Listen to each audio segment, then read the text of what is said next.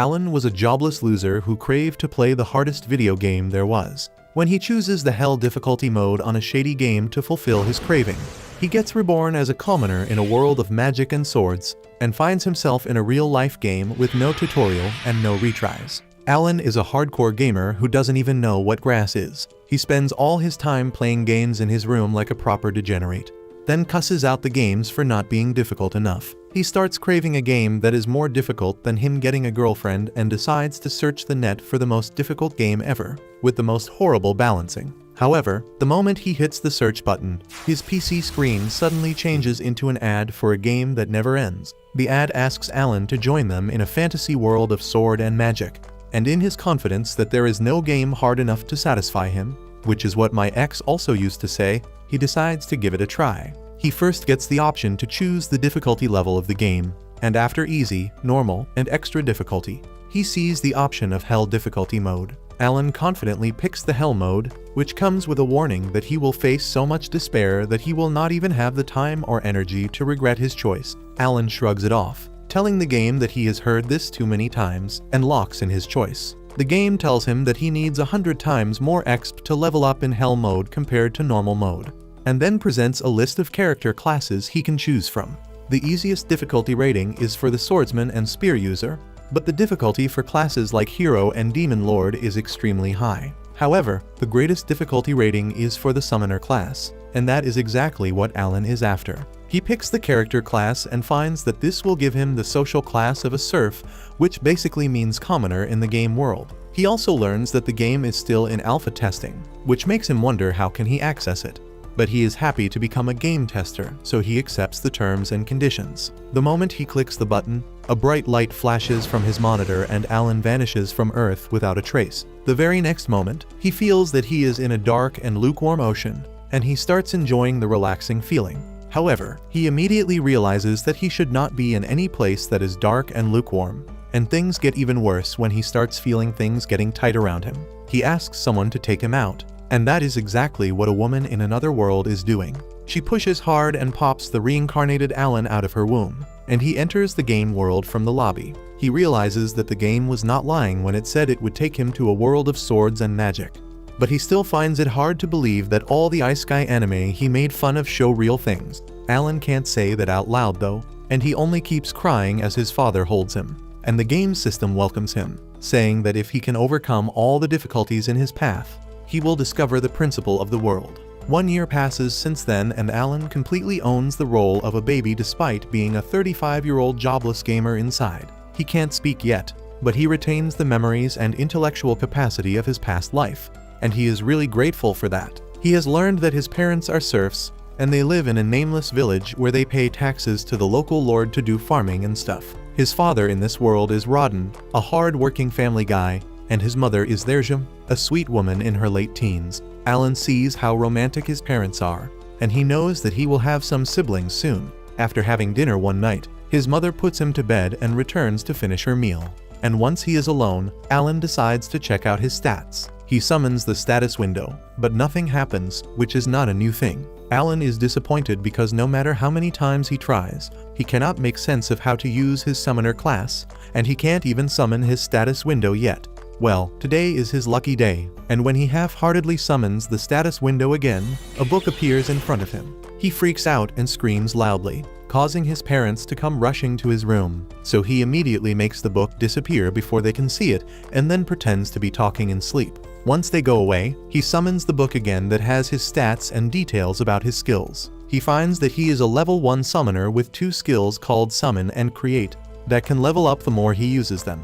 He also has some summons available to create, but right now he can only create H-ranked insects and beasts, and he feels that the difficulty level is really high for him.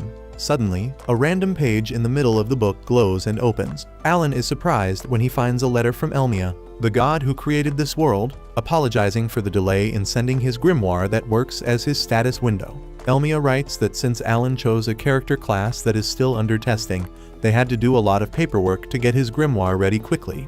But now they hope he enjoys the game. Alan doesn't mind the delay too much, because he is more interested in exploring the game now that he finally has his grimoire. He returns to the summoning page and decides to summon some bugs. But no matter what kind of magic spell he tries to use, the bugs don't seem to appear. Alan decides to lock in because there are no tutorials in this game world, and he suddenly realizes that he might have to use the create skill before using the summon skill. He immediately proves his theory right by creating an insect card. But before he can summon it, he hears his mother approaching and pretends to be asleep. At this point, Alan is actually sleepy, and he decides to delay the summoning till tomorrow. The next day, while his parents are busy working, Alan decides to summon the bug he created last night, and small orbs of blue light fill his room before fusing together to take the form of a huge grasshopper. Alan is taken aback on seeing the huge bug, and he tries ordering it around. But it turns out to be a regular dumb bug that doesn't listen to anyone. Alan is disappointed and decides to check the bug's information in his grimoire. He finds that he can name the grasshopper, so he decides to call it Denka. He also finds that just summoning the grasshopper boosted his endurance and agility by 1 point. So he gets super excited and yells out loud. Derja comes to check up on him after hearing that, and when she sees the giant grasshopper, she freaks out and instantly crushes it under her feet. After a few days of experimenting with bugs, Alan creates and summons an H-ranked mouse that buffs his HP and agility. It also doesn't listen to regular commands, but has an ability called Scurry that it uses to run in circles when commanded. Alan has also figured out that he can hold 10 summons at once, and the stats he gets from them stack, which makes him much stronger than any baby his age. One day, as his mom is playing with him after handling all her chores, his dad comes home covered in blood. Derja is horrified to see that, but Rodden tells her that it is the blood of the great boar that he and other villagers hunted. Alan is curious to see the wild boar, so Rodden decides to take him to see it. As Alan rides his daddy's shoulders, he gets his first glimpse of the world outside his house. Rodden shows him a flock of flying monsters and says that they signal the start of the fall season. He tells Alan to become like those birds that are free to fly everywhere, and sky is the limit for them.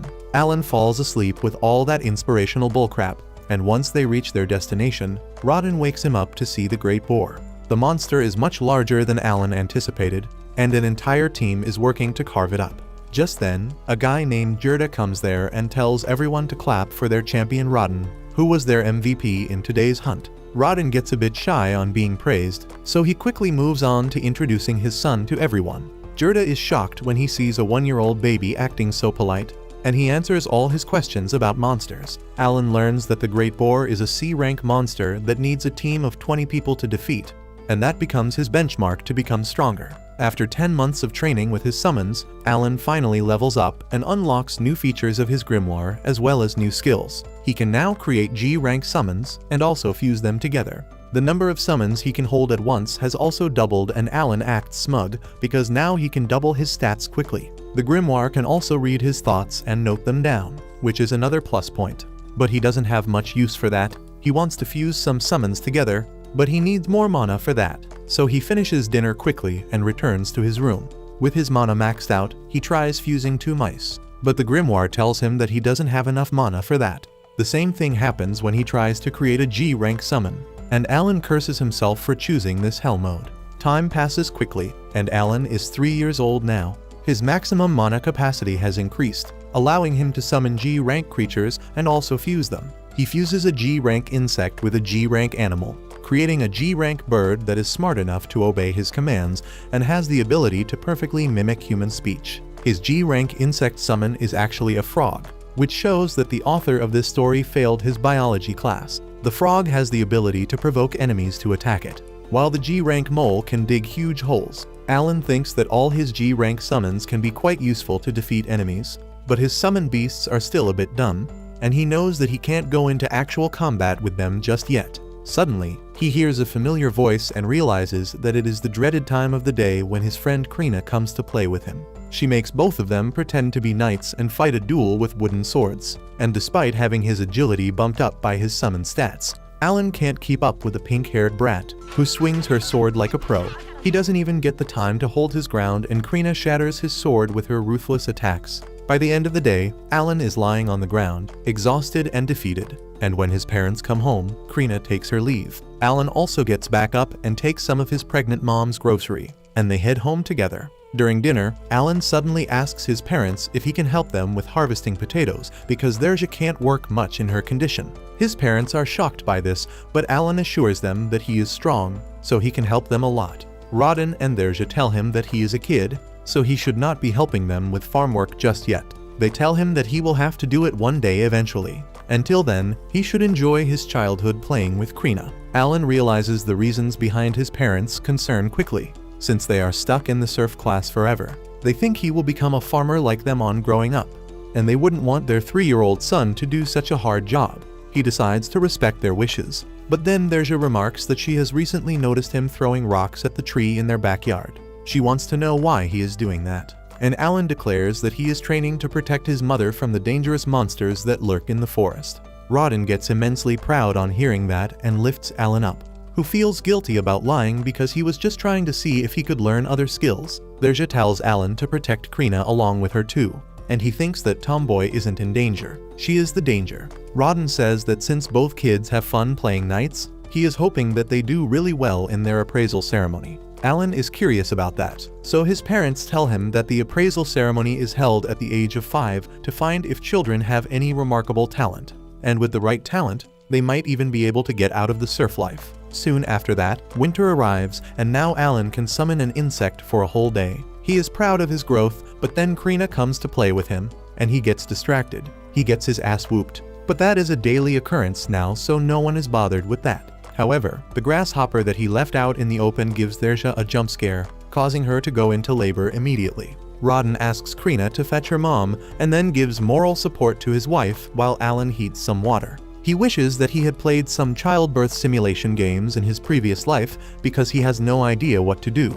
But luckily, Krina arrives with her parents Matilda and Gerda just then. Matilda immediately takes charge of the situation and kicks the men out of the house. After a long night of labor, the men wake up to the sounds of a crying baby, and they run inside to find that Alan has a baby brother now. Derja asks Rodin to name him, and he names the boy Mash. Everyone is happy about that. But then Derja realizes that her husband named the boy after a monster. He gets nervous about that, but Derja starts laughing, easing the tense atmosphere. Alan feels strange at this and thinks that in his previous life, he was a jobless, bitchless loser, and in this life, he wants to clear this game and become the strongest player in this world. He is enjoying the family aspect as well and somehow hopes to uplift his entire family out of serfdom. A couple years later, Rodin takes Alan to the nearby village with him, and the young Alan is curious about the appraisal ceremony where they are headed to. Rodin tells him that the appraisal ceremony is a special event in which everyone participates, from the lowest ranked serfs to the highest ranked nobles as soon as they turn 5 years old. If someone has a good talent, they can rise above their social class. But there is a huge competition for that. Alan is curious about the last statement, so Rodin tells him that since they don't have internet, people do other fun activities to relieve boredom. And since they haven't invented birth control yet, those fun activities lead to a lot of babies. A lot of kids are turning 5 this year, including Alan and his best friend Krina, who is also heading to the village with her dad. They soon reach the huge village where commoners live, and Krina wants to awaken as a swordsman so that she can become a knight. Meanwhile, Alan's only focus is on the village that is far more prosperous than theirs. He notices that the commoners in this village are hygienic and well-groomed, and compared to them, the serfs look like a bunch of homeless junkies. He is surprised that they are letting serfs and commoners go to the appraisal ceremony together. But he can clearly see that nobody in this village likes the serfs. Soon, they reach the church, where the priests welcome the kids and their parents, saying that the gods give equal opportunity to kids when they come to this world. They begin talking about the legendary heroes of their country that were born as serfs. And now Alan finally realizes how the social classes and character classes of this game are tied. With that, the priests take everyone inside and stop in front of the altar. Alan notices the statue of the god of creation, Elmia, who sent a letter to him the other day. The priests then call the chief of the village forward with his son to start the appraisal ceremony. They tell the boy to place his hand on the crystal ball, and his stats will be displayed on the black rock behind them. The bowl-cut blonde goes ahead and nervously puts his hand in front of the crystal ball, and the black rock displays all his stats just like Alan sees in his grimoire. Bowl-cut boy has below average stats on everything except intelligence and luck, and he has the talent to be a merchant. Daddy Bowl-cut is overjoyed to learn that his boy has a talent, and Alan can't understand what the fuss is about. His grimoire pops up to tell him that not everyone has a talent, and he realizes that having a talent at all is a great achievement. He feels lucky that no one else can see his grimoire, and compliments the devs for this feature. Soon after that, other children start getting appraised. One unfortunate boy has no talent, but his dad still hugs him. Unlike my dad who disowned me when I failed a test. The next boy after him has the talent to be an axe user, and he is the first kid of the day to get an A on his stats. All the kids get appraised after that, and at the end, only Krina and Alan are left. The priests go with the policy of ladies first and call Krina ahead. She excitedly runs to the crystal ball, and as soon as she places her hand in front of it, it emits a blinding light. Her stats get displayed on the stone monument, and the priests are left flabbergasted because Krina has the talent to be a sword lord with S-rank attack power. Her dad is delighted at the idea that his daughter is going to pull his family out of serfdom for good, and Alan thinks that now it makes sense why she is so incredibly strong. Finally, it is his turn to get appraised, and the crystal ball glows very softly once before shutting down and then exploding into a light even brighter than Krina's. Alan is excited, thinking that his parents will know how awesome he is now. But his dad turns to the priests because he can't read. The priests sadly tell him that his son has no talent, and Alan calls that AI. He runs to the stone monument and finds that all his stats are E-ranked and his talent is just a CAPTCHA code or something like that. Alan starts cussing the devs for making spelling errors in something so important.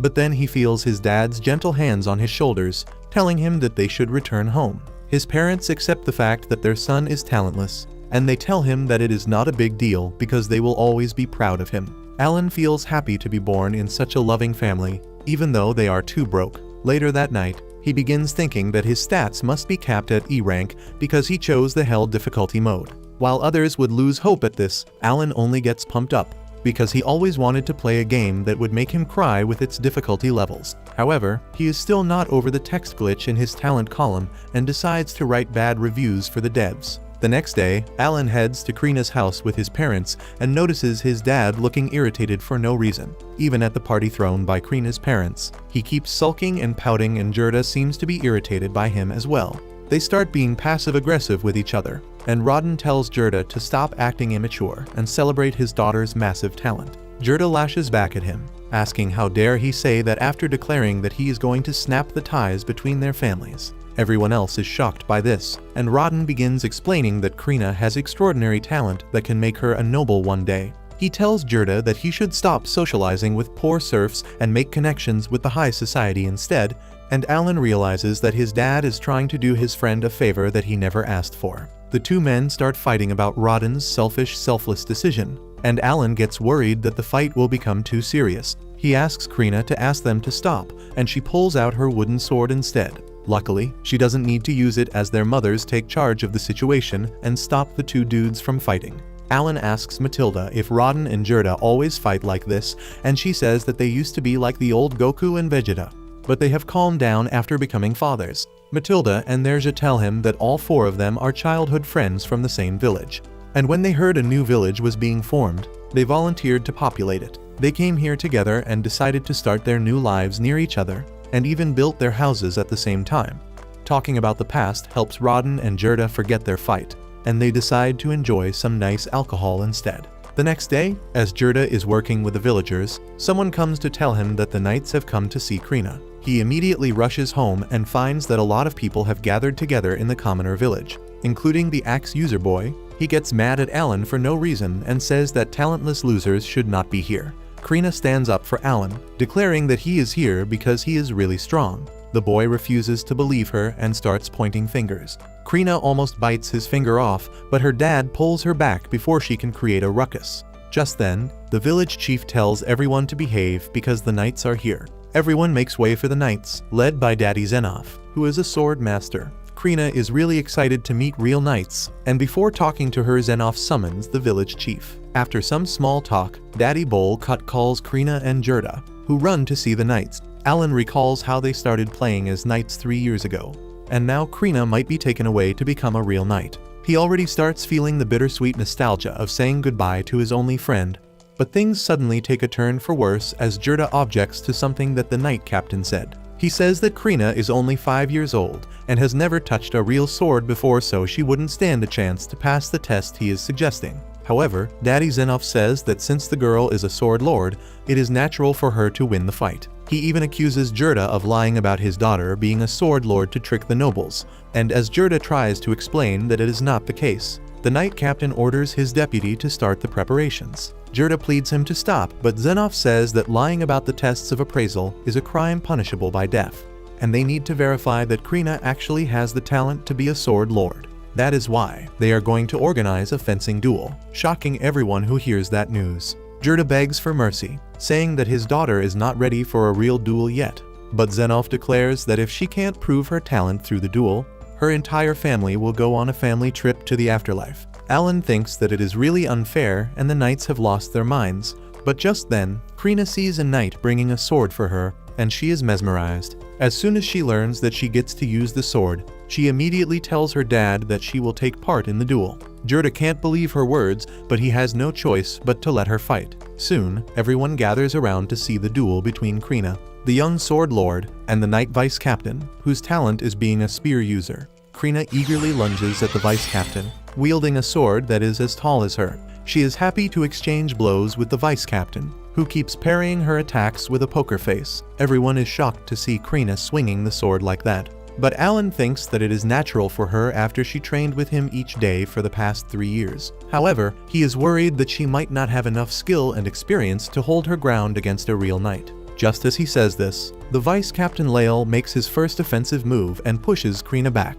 She immediately charges in for a counter, which makes Lael be on his guard, and he instinctively kicks her to a wall instead of facing her sword. Gerda gets hyper on seeing his girl kicked, but the knights subdue him before he can beat the snot out of Lael. Alan and his dad also get pinned by the knights, and he thinks that even though Krina is a sword god, fighting adults is too much for her. Krina falls to the ground after the kick, but then suddenly, she gets up and a blue aura surrounds her. Lael panics, realizing that Krina just activated an extra skill, and she immediately charges at him without any thoughts behind her stone-cold eyes. She begins pushing back the knight vice captain with her ruthless attack, and Alan is impressed by her abilities now. Lael has no answer to Krina's attacks, and then, she snaps his sword in two with a powerful strike. Xenoph immediately declares that the duel is over, and Krina is disappointed that the fight was so short. She thanks Lael for fighting with her and says that he is quite strong for an old man, which hits him where it hurts the most because he is only 24.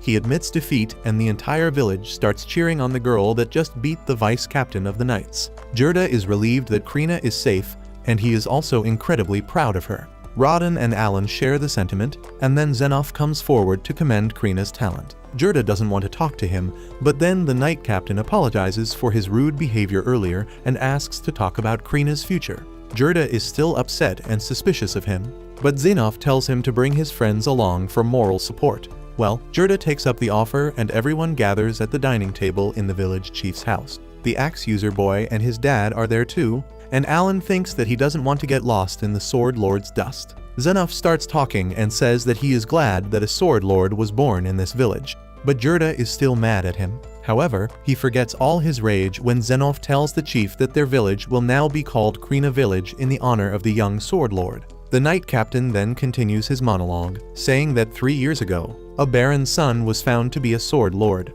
He was hired to serve the king but seemed weak, so they reappraised him and found that his talent was that of a normal swordsman. They also found that a lot of nobles had lied about their talents, which led to the policy of testing high-stakes talents thoroughly. He once again apologizes to Gerda for putting his daughter through a trial, and now Gerda understands the reasons behind it, so he decides to let it go. Xenoph asks him to continue raising Krina as he has done till now, and when she is 12, she can join the academy and become a knight serving directly under the king. The axe user Dagora asks Xenoph if he can also become a knight if he joins the academy, and his dad immediately begins explaining how his son is an axe user and he wants to become a knight too. Xenoph affirms and says that soon, a tutor will be dispatched to this village, and tells the boy to work hard to join the academy. Alan just observes everyone while stealing fruits from the table, when Krina says that they will go to the academy together.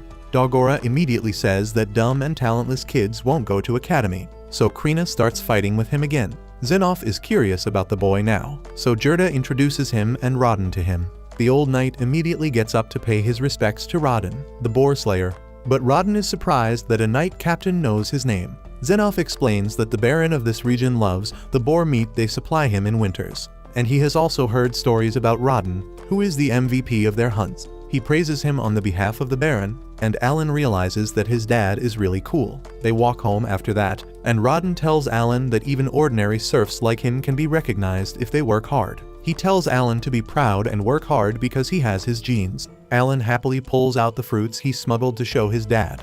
And turns out he really has his genes because Rodden also stole a couple of them. Soon after that, Alan begins screaming like his sausage got stuck in his zipper, which is not possible because zippers have not been invented in his world yet. Instead, the reason for his excited screams is that he has finally leveled up after years of working hard. All his existing skills have leveled up, and on top of that, he has received a new skill called Enhance. Alan wonders if he can use the new skill to make his summons even stronger, and on that note, he notices that he can now create and summon F-rank creatures. He already expected that much, and wonders what new kind of creatures he can create by fusing the already existing ones. He steps into Delulu Land and begins wishing to summon a dragon at his pitiful level, and then begins checking out other improvements. He finds that his grimoire can now hold up to 30 creature cards, which gives him a 50% increase in his stats that he can get by summoning the creatures, although he realizes that he is progressing quite slowly because it has been 2 years since the last level up.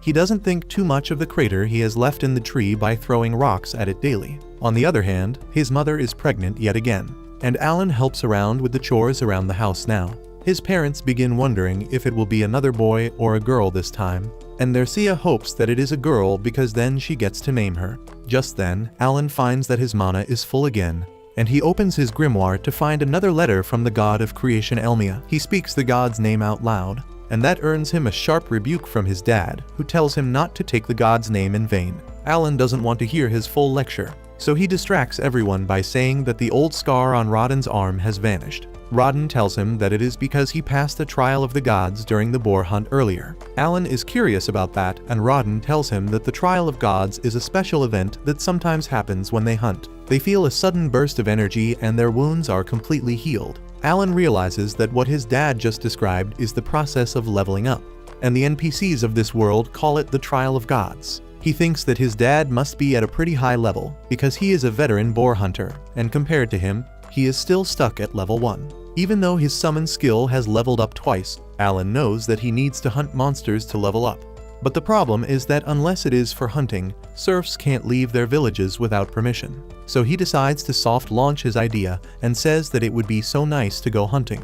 Rodden, however, instantly shuts him down, saying that hunting is a dangerous activity, and kids should be nowhere near the forests. Well, Alan is disappointed by that, but later that night, he decides to check what is in the letter the devs sent him. As he expected, the devs have fixed the text glitch where his summoner class was not displayed at the Black Monument in the appraisal ceremony. Not only that, the devs have officially sent a divine oracle to the Pope so that he can be aware of the new job class, and now it will be shown properly in the future. On top of that, they have also addressed the issue about all of Alan's skills being stuck at E because the normal calculation method uses the growth rate to calculate one's potential. The devs have sent him a special potential display page that doesn't depend on the growth speed, and Alan checks it to find that he has pretty high stats on all fronts, except for attack and endurance. He has S rank on mana and intelligence, which makes sense for a summoner, but because he has chosen Hell mode, reaching his potential would be next to impossible. However, Alan is never afraid to grind,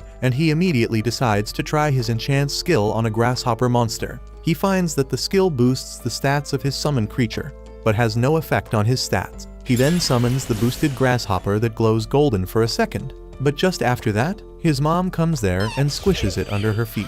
The next day, Rodden leaves for a hunt and Alan finishes the household chores before getting on with his experimentation. He tries all combinations of existing creatures to create new ones, but he only succeeds when he fuses bugs with birds. The result is a grass-type creature somehow, and this logic is even stupider than Goku and Luffy combined. Anyway, Alan is eager to see what buffs the grass-type summon will give him, and he is super happy when he finds that it boosts his mana capacity, allowing him to perform even more summons and fusions. Alan is excited because this can help him grow much faster, and he immediately summons the creature, which is an apple with sticks for arms and legs. Alan realizes that the living apple is not built for combat either and checks that its special ability is called Aroma. He commands the apple to use the ability, and it suddenly sinks into the ground before creating a tall sapling that smells really sweet. Alan thinks that it is a pretty shitty ability to have, but his mom seems to love the aroma, so he decides to leave the sapling there. Later,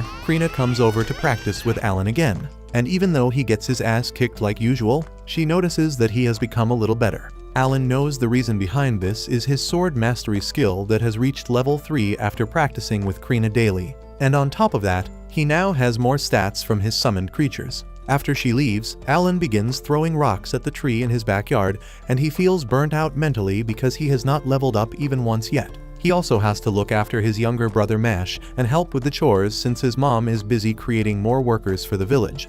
And he doesn't think that his stone throwing training is worth it. He has also created a small patch full of apple tree saplings, because its sweet scent reduces the mana recovery time by 6 hours. Later at night, Alan and Thersia eagerly wait for Rodden to return home, and they get worried because he was not supposed to return early tonight. Suddenly, they hear a commotion outside the house and find the villagers carrying an injured Rodden on a wooden board. Alan and Thersia run outside to help the villagers bring Rodden into the house, who is terribly injured with a huge wound on his stomach. Gerda says that Rodden took a boar fang straight to the gut, and if they didn't have a rare medicinal herb, he would have died before reaching home. Thersia asks how did he have the medicinal herb, and Gerda says that the Knight Captain gave him some cold coins the other day as an apology for how he behaved with Krina, and he used them to buy the herbs. Other villagers suddenly join the conversation, saying that it is the fault of the commoners that Rodden got injured, and they are ready to settle the matter in their own way. Just then, Mash comes there on hearing a commotion and begins crying, so Alan takes him back inside to sleep.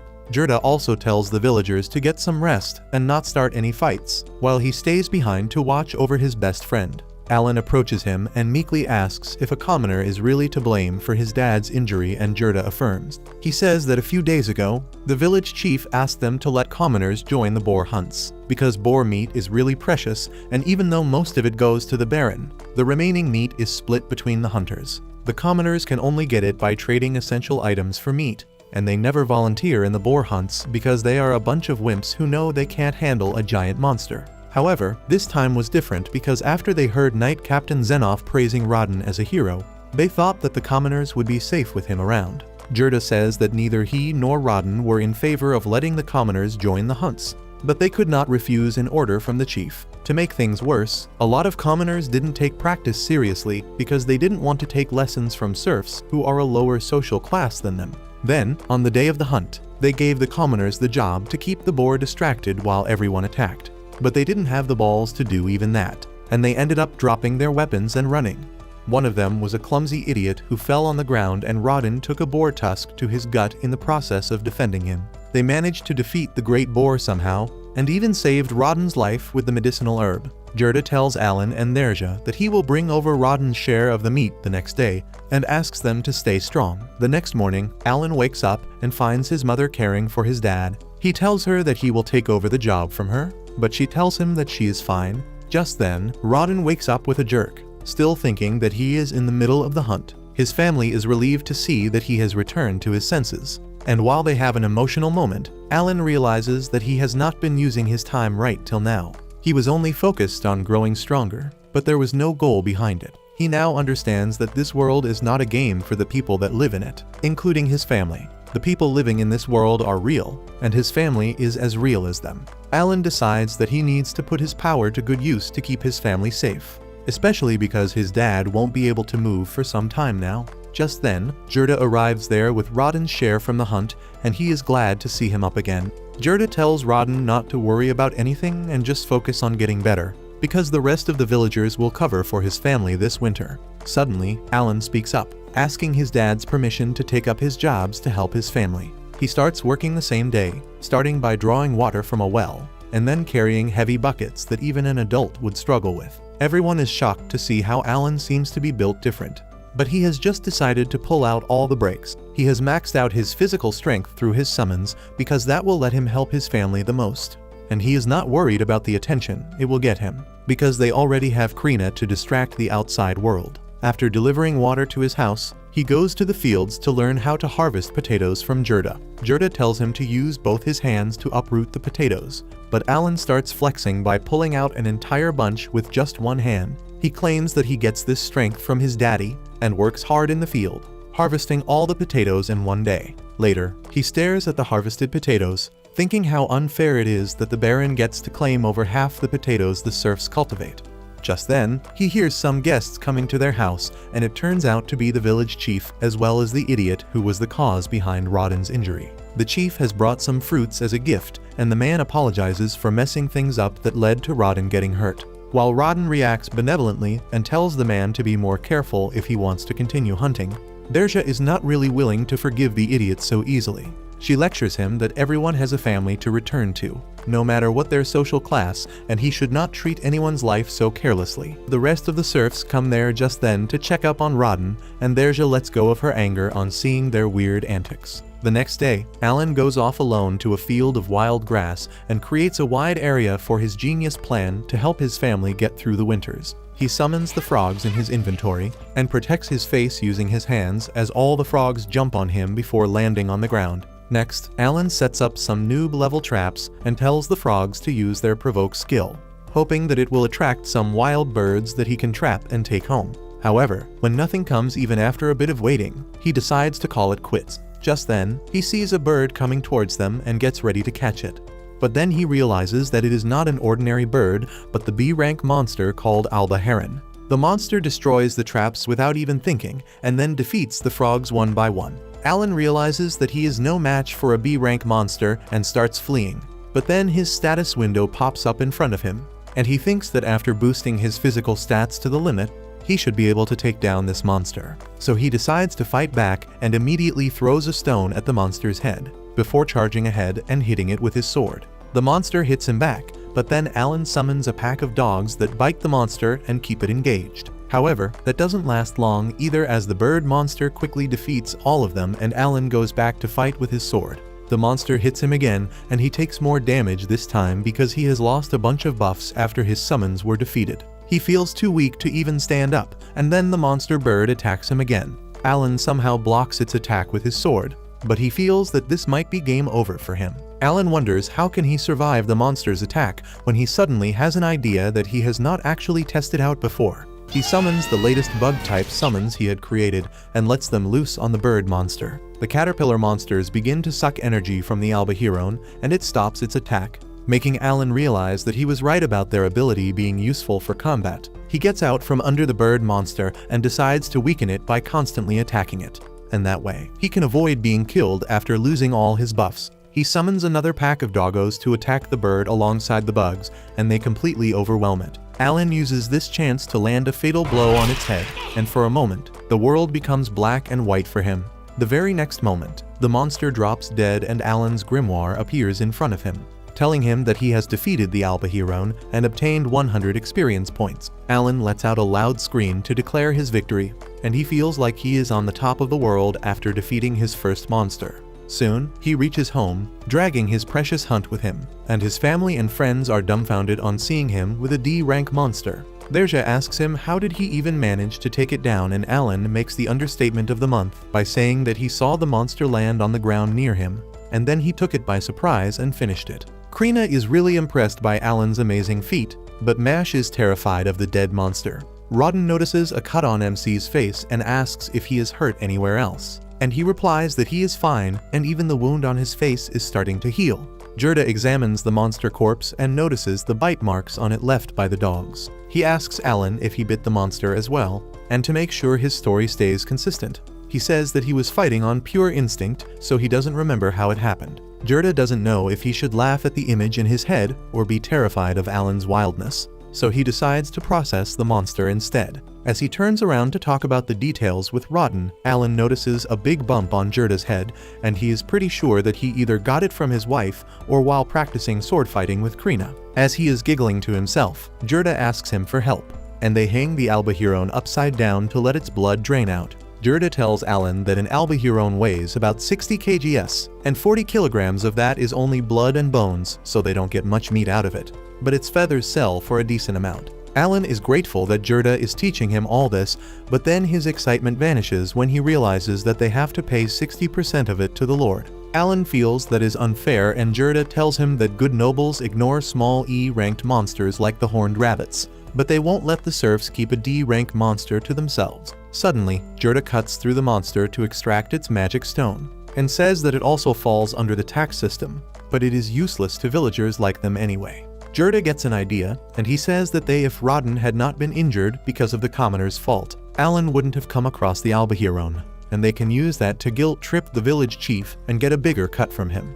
Alan realizes that his dad's best friend is not just a muscle brain, and he has ideas of his own about the matter. Soon after that, Gerda and Alan go to the chieftain, who is really happy to see the Albahiron corpse, and Gerda tells him that they are willing to turn over the feathers as tax and keep the rest of the monster corpse for themselves. The chief doesn't like that idea and says that the Lord has asked for even more meat this year, so his hands are tied too.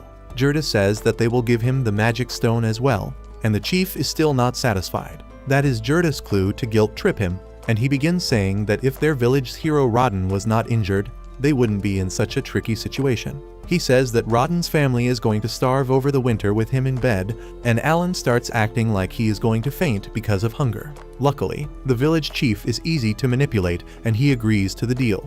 Alan thanks him, and then asks if they can also keep the meat of the Albahirons they hunt in the future. He knows that is going to be tricky, and Gerda loudly tells him not to be too excited because he won't get lucky enough to hunt another D-rank monster anytime soon. The chief believes that and laughs it off, saying that if they are lucky enough to hunt an Albahiron, they can keep its meat. Alan and Gerda are happy that their plan was a complete success, and soon after that, Alan sets up another trap to hunt down an Albahiron. The trap works out as a charm like the last time, and this time, two monsters come swooping down to attack the frogs. Alan is wiser after the first battle, and he immediately recalls the frogs to not lose any stats. He then sends the bugs to suck the monster's energy and then hits them in the head with a stone to disturb their balance. After that, he sends his dogs to bite them, and then finishes them off with a blow to their head with his wooden sword. After he defeats the two monsters, he recalls his summons, and he is proud of himself because after hunting a bunch of monsters, this is the first time he has not lost any summons. Suddenly, his grimoire pops up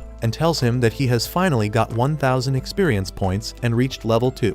Alan is overjoyed on hearing this, and he immediately checks his stats to find that his health and mana are fully restored, and all his stats have improved by a lot too. He hugs his grimoire because it has been 6 years since he came to this world, and he has finally leveled up.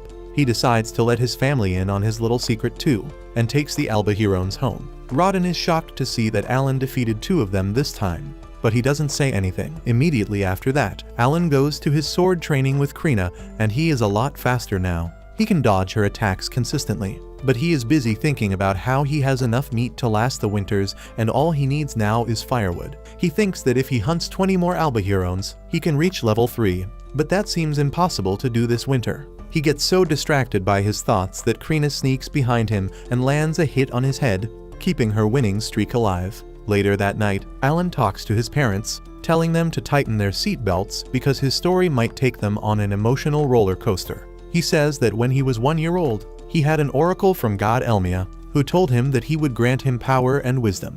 He tells his parents this is why he is stronger and smarter than the average people, but the God of creation also gave him a great handicap, saying that he would face challenges that 100 people could not overcome together, and he had to use his strength and wisdom to overcome them.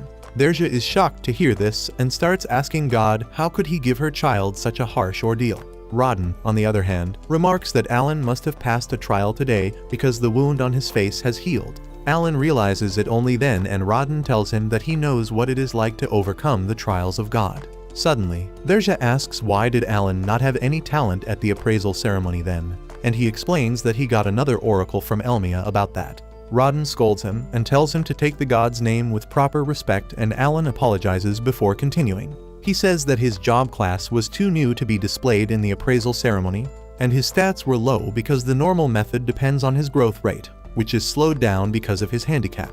His parents are curious about his talent now, but Alan can't tell them about being a summoner since people might start fearing that he can control dangerous monsters. He says that he doesn't know what his talent is, and he also hides the fact that he has reincarnated her from another world. Dercia suddenly hugs Alan, asking why did he not tell them earlier, because she thought he was a psycho when he threw rocks at the tree each day. But he was just practicing to overcome the trials of gods. Rawdon asks him what he wants to do next, and Alan tells him that he plans to face the trials head-on. Rawdon thinks that is a good idea, and tells him to be brave and face the challenges God Elmia has prepared for him, and if he is stuck somewhere, he can always ask them for help. He also tells Alan to keep it a secret because things might get tricky if he is accused of lying about an oracle. However, Rawdon wants to tell Gerda and boast about his son got an oracle from the creator god himself. And that certainly beats Krina being a sword lord. Soon after that, Alan has hunted a buttload of Albahiron, and he takes them to the market along with Gerda, who plans to teach him everything about doing business. Gerda tells him that their boar hunt was successful too, because without commoners, they had no problems. Alan asks him about the difference between serfs and commoners, and Gerda tells him that their social status is different, and the commoners don't pay the 60% tax like serfs. Instead, they pay 3 gold coins per adult and 1 gold coin per child as their annual tax. Alan is intrigued and moves on to his main question about how serfs can become commoners. Gerda replies that they have to pay a tribute of 10 gold coins per person in their family, or the Lord can personally reward them with a promotion. Alan realizes that since his mom is constantly popping out kids, he needs to earn 50 gold coins quickly or it will become 60 the next year. Soon, they go to a trading company and get salt in exchange of the dried monster meat. After that, Gerda takes Alan to different kinds of stores and he learns the exchange rate for different items. The next time, Alan goes to the market alone and begins doing research about how much the items would cost if he bought them with money. After a little bit of research, he finds that 1 packet of Albahiron jerky sells for 1 silver coin, and if he wants to earn 50 gold coins, he needs to hunt 500 of them.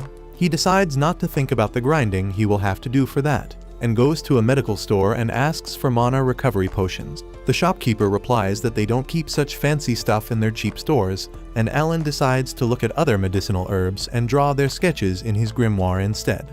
He then asks the shopkeeper if he has Mueller's flowers, and 1 coin man gets defensive on hearing that name because the last time he sold them was to Gerda, who stormed into his store and begged him to sell it to him. The shopkeeper says that Gerda was really persistent despite having only half the money to buy it, and he promised to pay the rest later. He literally got on his knees and begged that he needed the flowers to save his friend, and the shopkeeper had to give in. He is still frustrated about that even though Gerda paid him later, and Alan suddenly gives him a pack of meat as his thanks because the Mueller's flowers saved Rawdon's life. After that, Alan goes to a blacksmith shop and stares at the weapons that cost 50 silver coins each, so he decides not to dream of them for now. Suddenly, the axe user Dogora comes there and asks Alan what the hell is he doing at his father's shop. Alan doesn't want to bother with the rude brat, so he tells him that he was just looking and walks off. However, Dogora punches him for no reason and tells him to become his minion just like Pal, the chief's son. Alan decides to fight back to keep Dogora in check from the beginning. He puts his luggage on ground and points his wooden sword at Dogora, asking him to get whatever weapon he wants so that they can fight fair and square. Dogora runs to get his baseball bat while Alan and Pal greet each other, and as soon as he returns he starts swinging his wooden bat. Alan easily dodges and blocks his attacks, and he can tell that Dogora has the attack power of an axe user, but he is nothing special compared to Krina. Alan rushes towards him and disarms him with a swift strike and Dogora falls on the ground after being defeated. Alan uses this chance to aura farm like a slick samurai and tells him that he will be back to trade at his shop someday. Soon after that, Rawdon starts feeling better and gets ready to work again. A few months pass, and Dogora becomes a regular visitor to Krina's house that has become a training ground for all the kids. Pal is there too and Mash practices with Krina, who is taking it super easy on him. Alan realizes that his brother might have the skills to become a spear user, and while he is distracted, Dogora decides to land a hit on him. However, his movements are still too crude and Alan only dodges him to make him fall on the ground. One night after that, as Alan is watching his baby sister fall asleep, Rawdon and Gerda come home and they look really worn out. Dercia asks them what happened and they tell her that the Baron has ordered them to hunt 15 wild boars this year instead of 10, and that is why they have let commoners join them again. Dercia asks who the hell thought that is a good idea after Rawdon got injured, but they can't refuse it because it is an order from the Baron. What is worse, they have to hunt 20 boars the next year, and if they can't do that, the Lord is ready to bring in more serfs from other places. which is bad news for the village because serfs who can't hunt will have their land taken away from them. Rawdon says their only option is to go on hunts more often because they can't trust the commoners, even though this method is also risky. Suddenly, Alan says that even if they go on hunts more frequently and meet the quota, it will keep on increasing until they have to bring serfs from other places or let the commoners join. He says that letting the commoners join them is a good idea, and even though Gerda tells him to be silent when adults are talking, Rawdon asks him what he is suggesting. Alan says that he was blessed with wisdom by the gods, which basically means his experience from playing countless games. He is confident that he can turn even the most useless noobs into strong players and asks Rawdon and Gerda to leave the commoners to him. The next day, Alan goes to the village gate where all other serfs are gathered dressed like ostriches. They are eager to have Rawdon back on the team, as well as about his son joining them.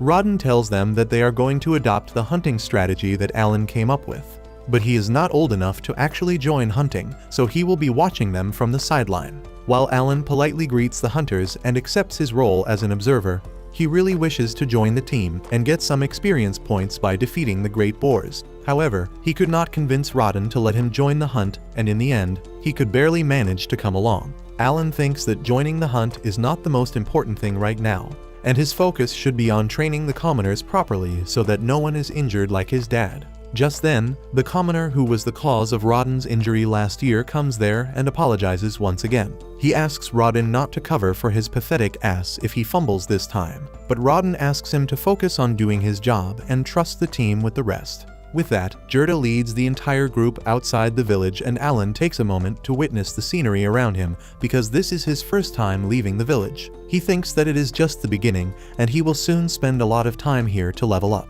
Alan quickly notices the White Dragon Mountain in the distance, which is the home of the great boars that come down from the mountain once the weather starts to get cold. He has also heard stories that a legendary white dragon lives on the summit of the mountain, but he doesn't know how true that is. However, as he was busy doing this entire internal monologue, the hunting group has left far ahead and they ask Alan if he is chickening out now. He immediately runs to catch up with them, and soon, the entire group reaches their destination.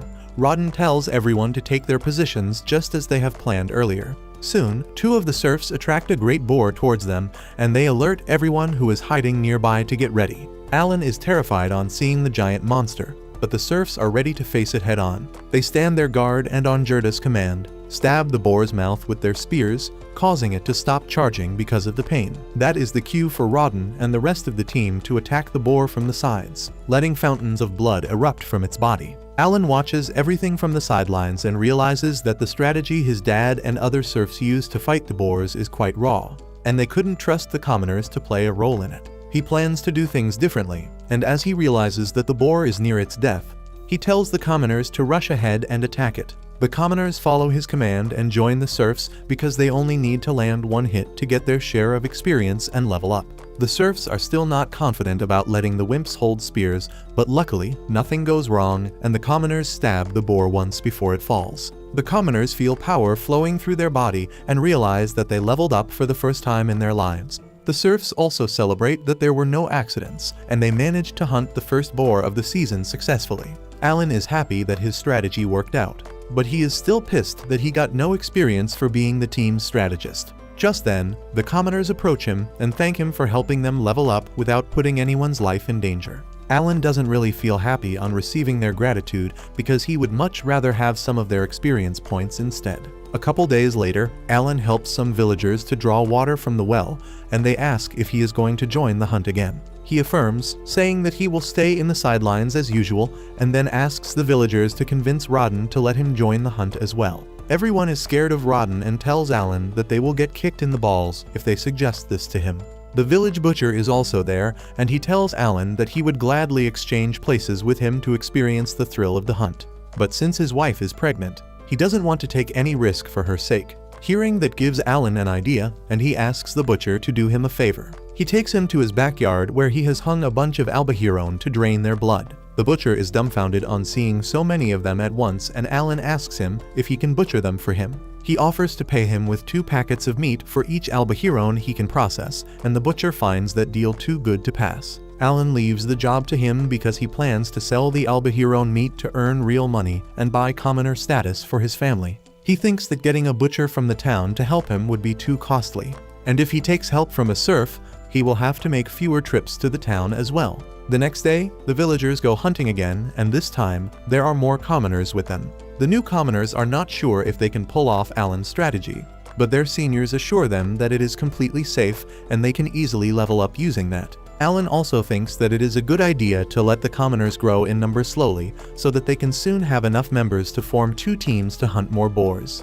However, that makes him suspicious of the Lord's increasing demand for boar meat, because it doesn't look like his domain is lacking in food. Alan's thought process is interrupted as the serfs bring the boar with them. Everyone follows the usual strategy of tanking the hit and then attacking the boar from the sides, and the commoners join in too. Within seconds, the boar bleeds to death and everyone rejoices on another success. The commoners feel the power from leveling up again, but they are not alone this time as Alan has also leveled up. He feels super happy that his plan worked out, even though he thought it was silly initially. Earlier, as the serfs pulled the wild boar behind them, Alan sneakily summoned his grasshopper right in front of the boar so that it could get squished. That technically counted as Alan landing a hit on the boar, and he got his share of experience when the monster died. He is happy that he can grind more easily and prays for the grasshopper that sacrificed his life for his glorious cause. A few months later, it is the New Year's Eve and Alan and Krina get invited to a party at the chief's house. They come home with candies and gifts and Alan thinks that it is the chief's way to thank them for meeting the quota of 15 boars. Once they reach home, they find that their families have already started the barbecue. As they enjoy the barbecue together, Gerda asks the kids if the chief said something about them, and Alan replies that he thanked them for meeting the quota. Gerda then notices the bottle of booze behind them, and as soon as Alan confirms that the chief gave it to him, both Rodden and Gerda get excited. Alan was counting on that, and he uses this chance to launch his master plan. He asks his brother Mash if he wants to practice spear fighting with him because he has the talent to be a spear user. Both the adults get confused by this and ask Alan to just hand over the bottle to them before heading out. But he refuses, saying that the chief gave the bottle to him since they didn't come to his party. Both of them tell him that he can't even drink yet, and Alan replies that he will let them have the bottle if they beat him in a game. Gerda immediately agrees even though Rodden warns him to be careful, and then Alan asks what will he get if he beats them instead. Rodden asks what he wants and Alan says that if he wins, he gets to wield a spear in all the boar hunts this coming year. Rodden gives Gerda a look that says that they have been played, but they can't go back on their word now. They agree to Alan's conditions and ask what kind of game they are going to play. He replies that they are going to play arm wrestling, and the men think that they have it in the bag. Gerda goes up first, telling Alan that he won't hold back against him because there is booze on the line.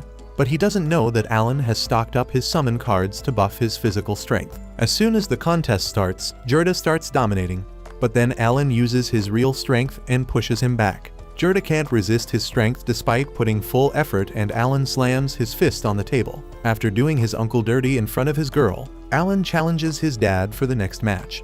As they hold hands, Alan gets emotional on feeling his dad's hands that are rough and calloused because he works so hard for his family. Rodden also feels sentimental that his kid has gotten strong enough to compete with him now, and Alan wants to show him that he is a full-fledged adult now. However, as the contest begins, he is unable to even move Rodden's hand, who easily defeats him. Alan realizes that he couldn't win against his dad, who must have attack stats over 300. He feels proud on seeing how strong his dad is, and hands over the bottle of booze to him.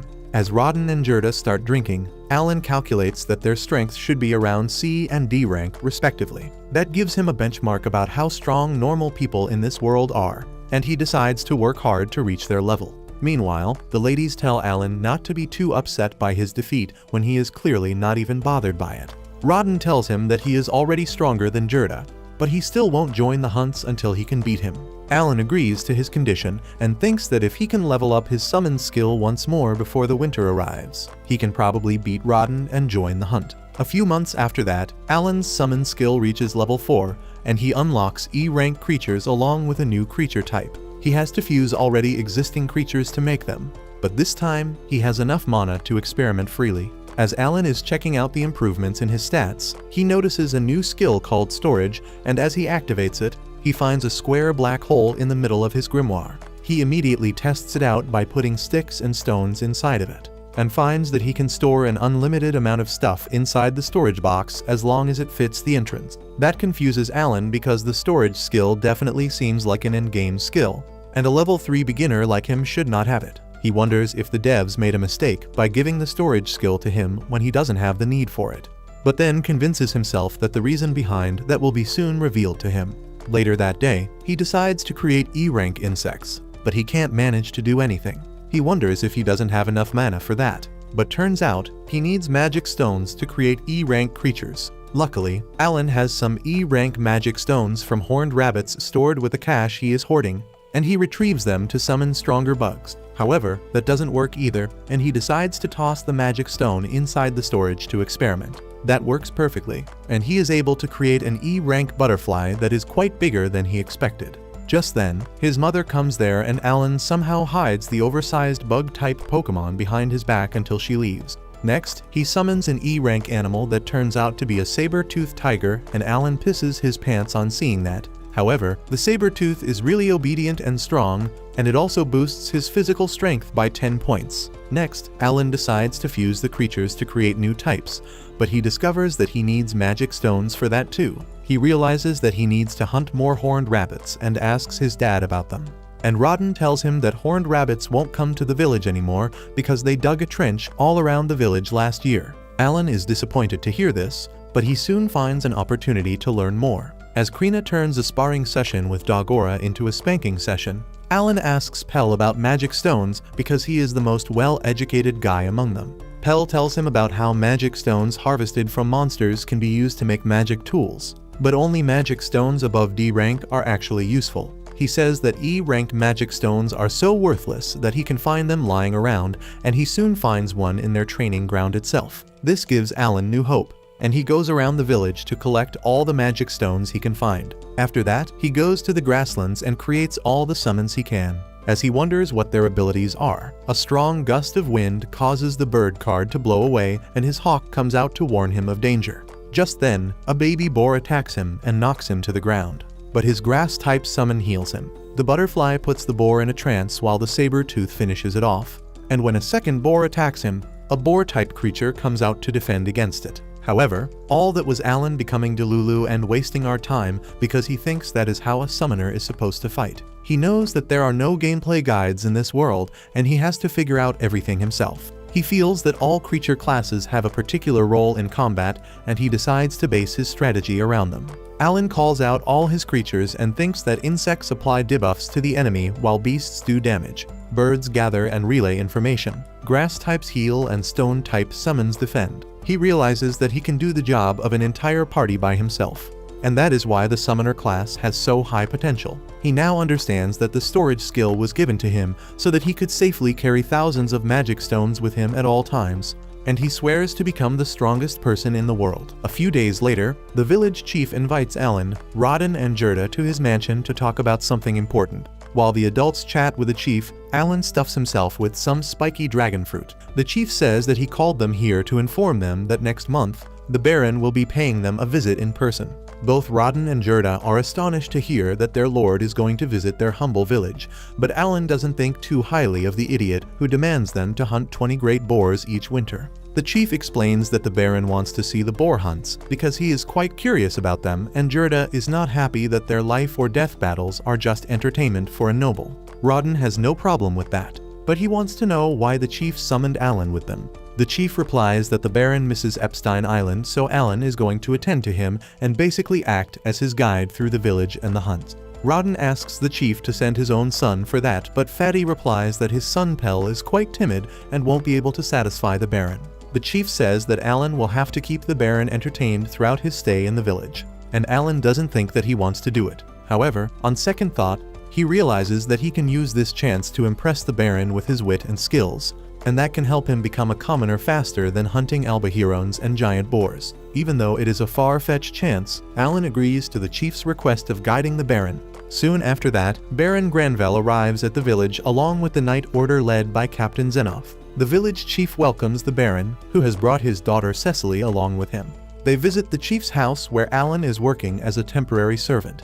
Granville praises the chief's hard work in maintaining a successful village. He says that in the past 15 years, there hasn't been a more successful village than their Krina village. The village chief humbly accepts the praise, and then Granvelle apologizes for asking for more boar meat each year. He says that he knew he was placing extra burden on the villagers for that, but he could not disobey an order from the king himself. He suddenly grows furious and says that this is all the fault of Viscount Carnal, who deliberately brought the boar hunts to the king's attention while they were meeting him just so that he could put them in a tough spot. His butler tells him to chill out a bit because his anger is scaring the village chief. And just then, food is brought to the table to ease everyone's mind. As Granvelle and his daughter take a bite from it, they are delighted by its delicious taste and immediately ask the chief what kind of meat is it. He hesitates to give them an answer, and Alan jumps in at this point, explaining that it is a dish made from Albahirone meat, and the bird on his plate was hunted just yesterday to give him the freshest taste. He explains more silly details about the dish, and the Baron is impressed by his confidence and clarity. He asks the chief if this is his son, and he replies that the boy is Rodden's son. Zenoff remembers seeing him the last time he was in the village as well, and Alan greets him, saying that he will be their guide for the hunting trip the next day. Granvelle is impressed once again by Alan's manners and asks if his father is a knight. The chief replies that Alan's dad is a serf, and that irritates Granvelle's spoiled daughter, Cecil, who asks the chief how dare he let a serf in the dining hall with them.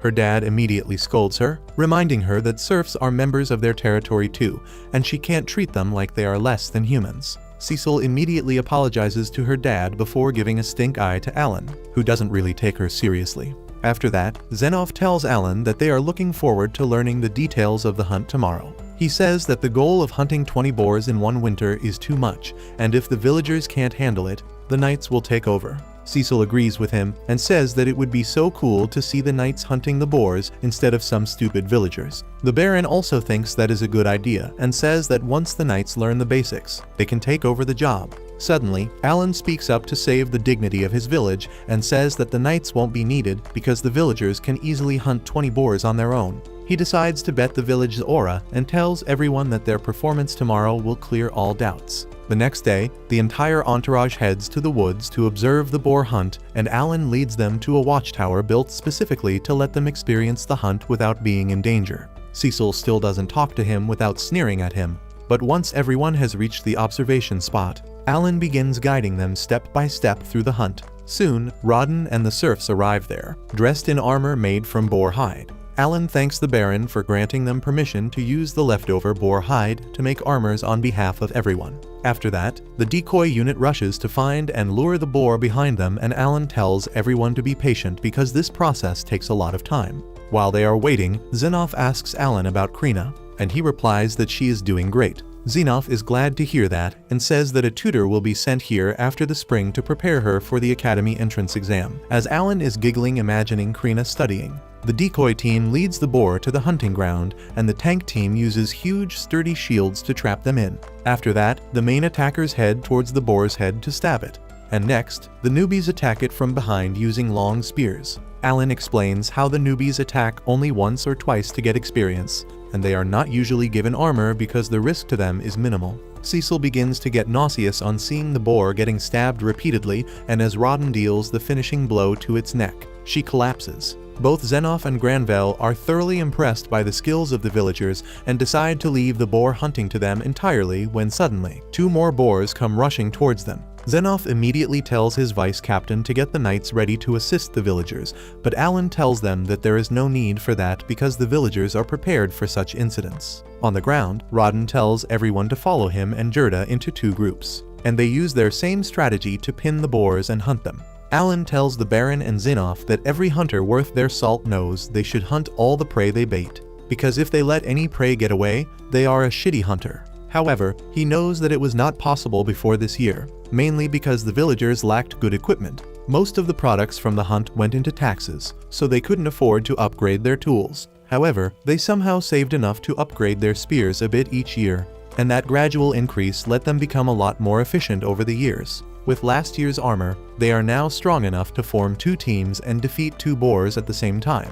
And Alan is relieved that the gamble he took on his village's aura paid off. Granvelle says that with 3 boars hunted, that leaves only 17 more for this year, but Alan corrects him, saying that they already hunted 7 boars before he came here, so only 10 more are left. Granvelle is pleased to hear that and says that they don't need to dispatch knights to help the villagers. Alan replies that his father and others will be pleased to hear that, and after that, he says they have 2 requests to make of him. The first request is to have enough boar hide to make 2 more giant shields to hunt more boars, and the Lord gladly agrees to that. The second request, however, is a bit tricky, because Alan says they need items that are not usually available to serfs, especially liquor. Granvelle doesn't understand the need for that, and Alan explains that as they hunt more boars each year, the villagers will have a surplus of meat that will lose its value. That is why he wants the serfs to trade it for booze to prevent the economy from crashing.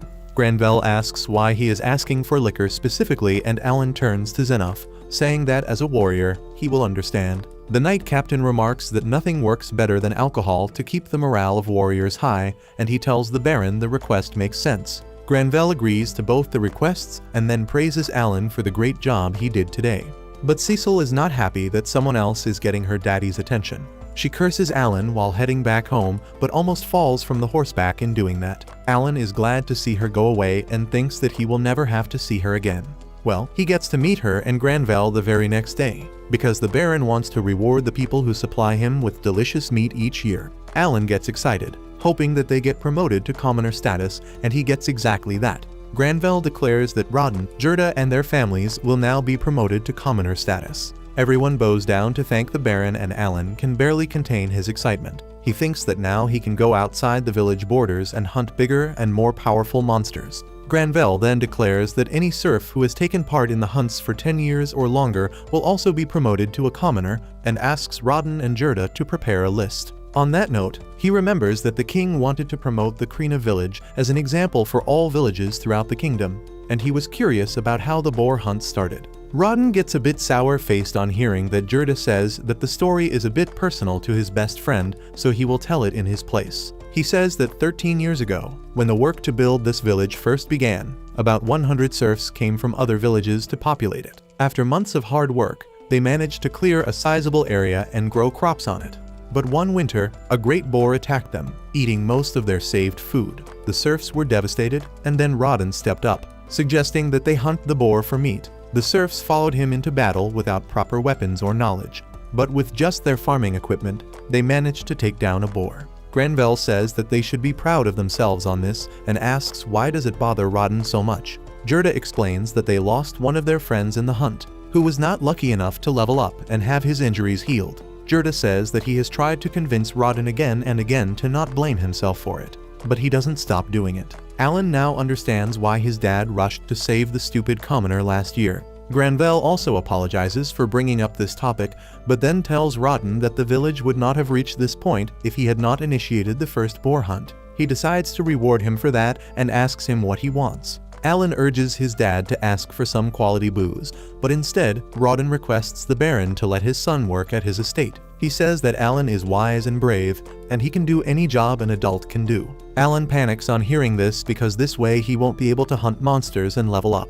But Granvelle likes the idea. Even his butler agrees that Alan will be a great addition to their staff, and then Granvelle declares that he is too good to be just a regular hallboy, so he will be a manservant of his family instead. Alan doesn't even know what that post signifies, but Cecil is grossed out that a serf is going to live with them in their mansion. The butler confuses her racist brain by reminding her that Alan is now a commoner, but he is busy thinking of an excuse to get out of this situation. However, as he sees his father crying tears of joy on getting this opportunity for him, Alan accepts his fate. Soon, he gets ready to leave for the Baron's estate, and everyone gathers to bid him goodbye. Krina is really sad to go, and Alan decides to cheer her up with a final duel. She gladly agrees to that, but as the duel begins, Alan gets the upper hand. Everyone is surprised to see this, especially Krina, and the reason behind this is Alan stocking up on bird cards that boost his agility. He manages to overwhelm Krina and point the sword at her neck. She can't believe that she lost, but Alan tells her that it was a draw, and they can settle their fight when they meet in the future. After that, he says goodbye to his siblings as well as Gerda and Matilda. Dagora and Pell are also watching them from across the fence, and Pell kicks the axe user in the butt to send him over to say goodbye to Alan. Dagora has brought a small dagger for Alan as a farewell gift, but he still can't talk to him without an unnecessary attitude. After that, Rodden and their Sia walk Alan to the Baron's convoy, and with a sad but hopeful goodbye, He leaves the village for a future different than what he wanted. Soon after that, Alan reaches the Granville estate in the middle of the city, and he is dazzled by the wealth and luxury of the Baron's family. Not long after that, he gets his first job as well, which is to become a ladder for Cecily to stand on so that she can pluck fruits from the tree. She keeps telling him to move to the left and then to the right, and then curses him when they end up in the same spot. Alan is pissed at her and wishes that at least she had thick thighs, because then he would have gladly listened to her. Cecily says that she can't reach the fruits because he is a short king, and Alan tells her to stand on his shoulders instead of sitting to increase her range. Cecily realizes that is a good idea, but warns Alan that he will be immediately fired if he lets her fall. She gets on his shoulders and starts plucking the fruits, and Alan is almost on the edge of his patience as she succeeds. However, once she takes a bite from the fruit, she spits it out because it is bitter, and Alan says that according to a saying, fruits on high trees are not always sweet. Cecily asks if he knew that the fruit would taste bad, and Alan acts polite, telling her that he had no idea. Cecily just scoffs at him and then tells him to immediately go to the market and purchase a sweet fruit for her. Alan would rather do that than talking to a bitch like her when suddenly, a huge shadow covers the entire mansion. Alan looks up to see a gigantic airship above them, and he can't stop gasping at the magnificent sight. Cecily, however, calls him a country idiot because that is clearly a magic ship. Alan remembers how Pell once told him that magic stones could be used to power magic tools, and he wonders how they could be used to power something so big. He can't stop staring at it with an idiotic grin on his face, and Cecily tells him to go to the market when he is done. The next morning, Alan wakes up in a shed covered with spider webs because it is his new bedroom. He feels refreshed after getting a good night's sleep, and then feels even better because his E-ranked grass-type summons smell really nice and reduces his mana recharge cooldown. Alan is in mood to conquer his chores for the day, but first, he goes to have breakfast in the dining hall for all servants. There, he greets the head servant Rick, who asks if he is getting along well with Cecily. Alan thinks about how that purple-haired brat is always bossing him around, and Rick starts pitying him. He tells Alan that the life of a manservant is not easy, and if he had been an ordinary hallboy, Cecily would have bothered him less. Alan asks Rick what exactly is the difference between a hallboy and a manservant because no one has given him a clear answer before. Rick tells him that butlers, head chefs, and other important posts are called high-ranking servants, and the lower-ranking servants include coachman, cook, gardener, manservant, and housemaids. All the high and low-ranking servants are considered part of the family, but hallboys are occasional helpers and they don't count as family members. Alan takes notes of the lecture, and he asks Rick if servants are really considered part of the noble's family. Rick affirms, and Alan finally understands why his dad was so emotional when he became a manservant. Alan sees Baron Granville with even more respect now, and he vows to work hard to earn his trust. Later, he helps set the breakfast table for the Baron and his family, and he is surprised to see that they are eating the same plain soup and bread that the servants were eating. Alan wonders if the Baron is broke or if he simply likes to save money. The Baron's wife compliments Alan, saying that he has quickly learned the basics of being a servant, and he replies that it is thanks to the teachings of his seniors. This impresses the lady even more, and she says that Alan is quite intelligent and well-mannered for a serf. Granville adds that Alan doesn't have a talent either, which makes Cecily curious. She takes this chance to boast that she is a wizard, and Alan is impressed because that was a 2-star talent in the game menu.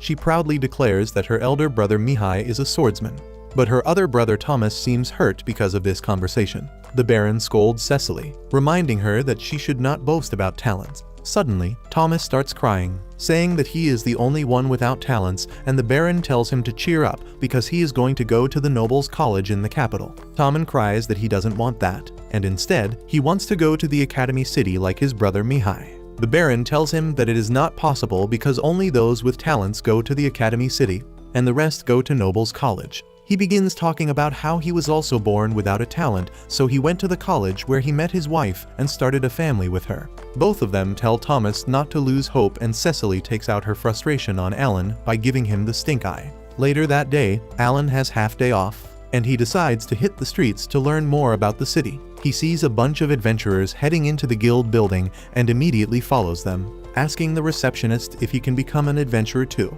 She asks how old is he, and on learning that he is only 8 years old yet, she tells him to come back 4 years later because he needs to be at least 12 to become an adventurer. He refuses to give up and starts collecting information around the guild building. He goes to the notice board where bounties on various monsters are mentioned. He finds that weaker monsters like horned rabbits only fetch 1 copper coin, but stronger monsters like goblins and orcs can earn him silver coins as well. Just then, a rugged adventurer calls him from behind and tells him that this is not a place for kids. Alan politely tells him that he is just leaving, and then suddenly asks him why there is no spawning place mentioned in the monster posters. The adventurer goes along with the flow and replies that they are common monsters that can be found anywhere, so a spawn place is not needed. He suddenly realizes that he is teaching a brat without a fee and once again tells Alan to go home. Alan realizes that Mr. Crop Top is actually a pushover, and he asks him where can he find monsters of each difficulty rating.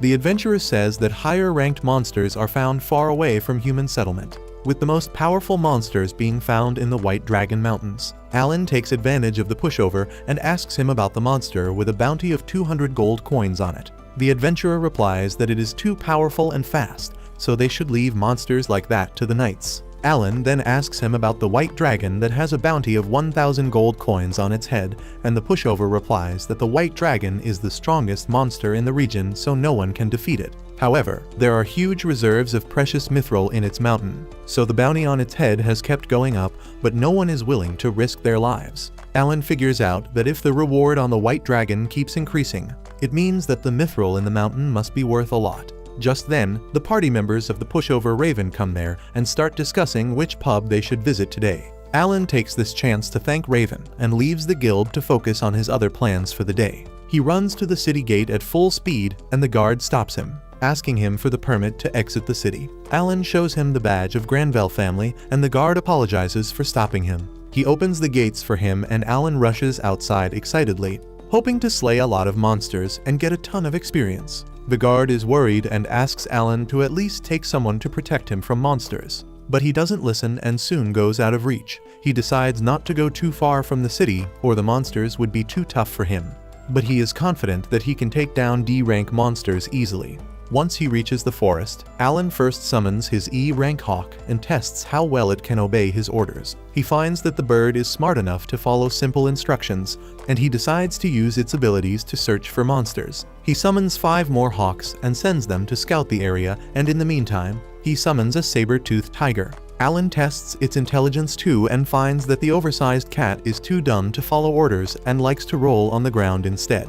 Soon after that, one of the hawks returns to him with good news and Alan follows it to hunt some monsters. The hawk takes him too far, but luckily, there is a whole pack of goblins waiting to be hunted there. They notice Alan before he can summon any creature and try to jump him, but Alan immediately summons 5 saber-tooths to guard him. The goblins hesitate to attack him and Alan doubles down by summoning 5 more saber-tooths behind them. He commands his Pokémons to attack, and they start overwhelming the goblins, but not without taking some damage themselves. Alan summons the butterfly that uses its special skill to give melatonin to the goblins so that they can sleep. Once they are easy targets, Alan tosses a rock at one goblin, but he finds that he is not strong enough to kill them with a ranged attack yet. He lets his saber-tooths finish the job and gets 1,000 experience for hunting 5 goblins. Alan feels like he hit the jackpot because goblins are easy to defeat and give a good amount of experience. He harvests their magic stones and then orders the hawks to find more goblin groups nearby.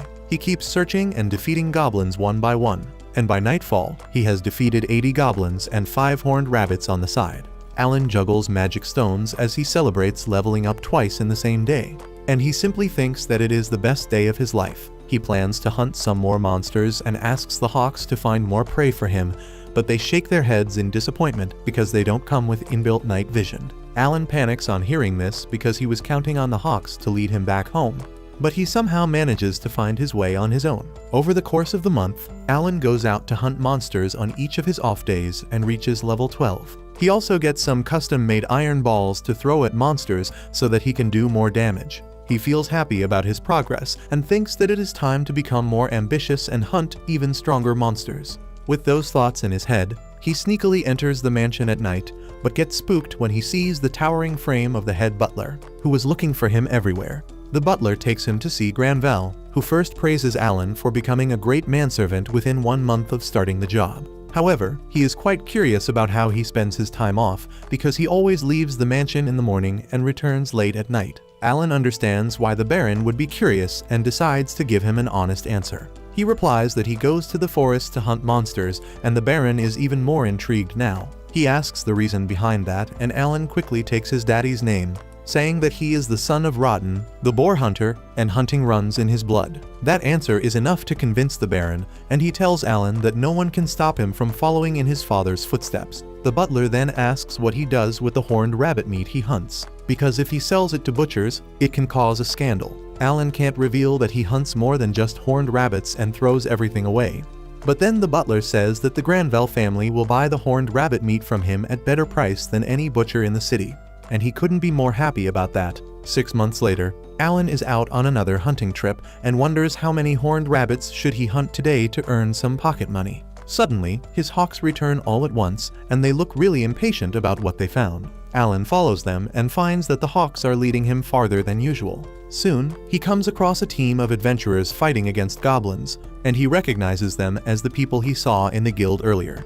Raven is severely injured, and the two girls don't want to leave him, but they can't fight the goblins on their own either. Alan jumps to help them and throws his iron balls at the goblins, but he can only injure them and not finish them off. He can't even use his summons in front of other people, but luckily, he is strong enough not to need them to fight goblins thanks to the buffs from his summons. He takes out his dagger and defeats 3 goblins in the time it takes the eye patch chick to defeat one. She immediately heads over to Raven, who is in terrible condition, and the priestess doesn't have enough mana to heal him. Alan comes in clutch again and says that he has a medicinal herb that can help. He summons a special leaf that he created using the skills of his plant summon, and that miraculously heals Raven's wound without leaving a scar. Alan uses another leaf to treat the eye patch girl's wound, and the entire party is really grateful that he used such high-level healing items on them. Alan decides to get back to hunting, but Raven stops him, asking him how they can repay this debt. Alan doesn't want to waste time, so he asks them to keep his abilities a secret. And since everyone insists on doing more, he asks them to collect 100 E rank magic stones for him. Raven and his party are happy to accept his request, and with that Alan goes on his way. After a few days, he concludes that the medicinal leaf he created is more effective than the herb used to treat his dad's wound, so he should use them carefully. He also realizes that he gets more experience from hunting goblins with his summons than hunting them solo. However, the thing that confuses him most is the behavior of the hawks. He summons a hawk and asks why did it ignore his orders to search only for goblins in a 5-kilometer range. The bird gets nervous on hearing this, but when Alan asks if it wanted to save the injured adventurer, it nods its head. Alan suddenly realizes that his summons are more than just tools to follow his orders, and they have feelings like any ordinary creature. Soon after that, Knight Captain Zenoff arrives at Lord Granville's mansion to have dinner, and he is impressed by the food. He asks what is this gourmet shit, and Cecily replies that it is the meat of a horned rabbit that Alan hunted. Zenoff is impressed and says that he expected this from the son of the legendary hunter. He then informs Alan that Krina village met the quota of 20 great boars this winter too, and Alan is not really surprised to hear that. Cecily's brother Thomas suddenly starts complaining and asks why haven't they gotten any boar meat this year despite more hunts. Alan realizes that Thomas is raising a valid point because he hasn't seen anyone here eat boar meat. He wonders if the greedy king kept everything for himself, and that makes sense to him. Granville, however, scolds Thomas that he shouldn't be selfish, and Alan feels bad for him because even serfs eat more meat than him. Granville's wife says that it is really a shame that they don't have boar meat because she wanted to prepare many meat dishes at the winter party. Thomas gets an idea on hearing this and asks Alan to hunt a white deer next time, but Cecily gets offended by this because she is possessive of her servant and tells her brother that only she can give him orders. Lady Granville tells her kids that they are being silly because a white deer would be too tough for Alan to hunt. But he is not ready to back down from this challenge. He accepts the quest to hunt a white deer, and while everyone is happy and excited, Zenoff is curious about how Alan will manage to do that. Soon after that, winter arrives and Alan goes to the forest to build a snowman, but he is quite terrible at it. Suddenly, his hawk arrives there after discovering a white deer, and Alan immediately follows it to a giant white deer that is feasting on some goblins. Alan is a bit taken aback on seeing it up close, and he mentally prepares himself for the hunt. He first summons his frogs and orders them to provoke the deer, and they start jumping like idiots. The white deer falls for that and charges at the frogs to squish them under its hooves. Alan waits for the last moment to order his frogs to return to him, and then runs a short distance ahead before summoning the frogs again. They taunt the deer again, forcing it to chase them, and Alan repeats this taunt and run strategy over and over till he lures it to the place where he was playing with Snow earlier. Just as the deer reaches that place, it falls into a pit that Alan had dug out in advance, and he is happy that his strategy worked. With the white deer trapped in a cramped pit, Alan has all the advantage he needs to finish it. Soon after that, he reaches the mansion with the giant carcass of the white deer, and all the servants rush out with spears, fearing that a monster has arrived at their gate. The carcass of the deer crawls forward one step at a time, and Alan asks the servants to take him to Thomas. The servants freak out thinking that the monster can even talk. But then Alan crawls out of it, saying that this thing is heavier than your mom. Soon, the Granville family also comes outside, and they are speechless to see the white deer that Alan has hunted. Thomas is delighted and tells his mother that now they will have something delicious to serve during their New Year party. He runs ahead to thank Alan, who dedicates the monster to him. But inside his mind, he swears never to hunt a white deer again because it took him too much time and got him only 2,500 exp.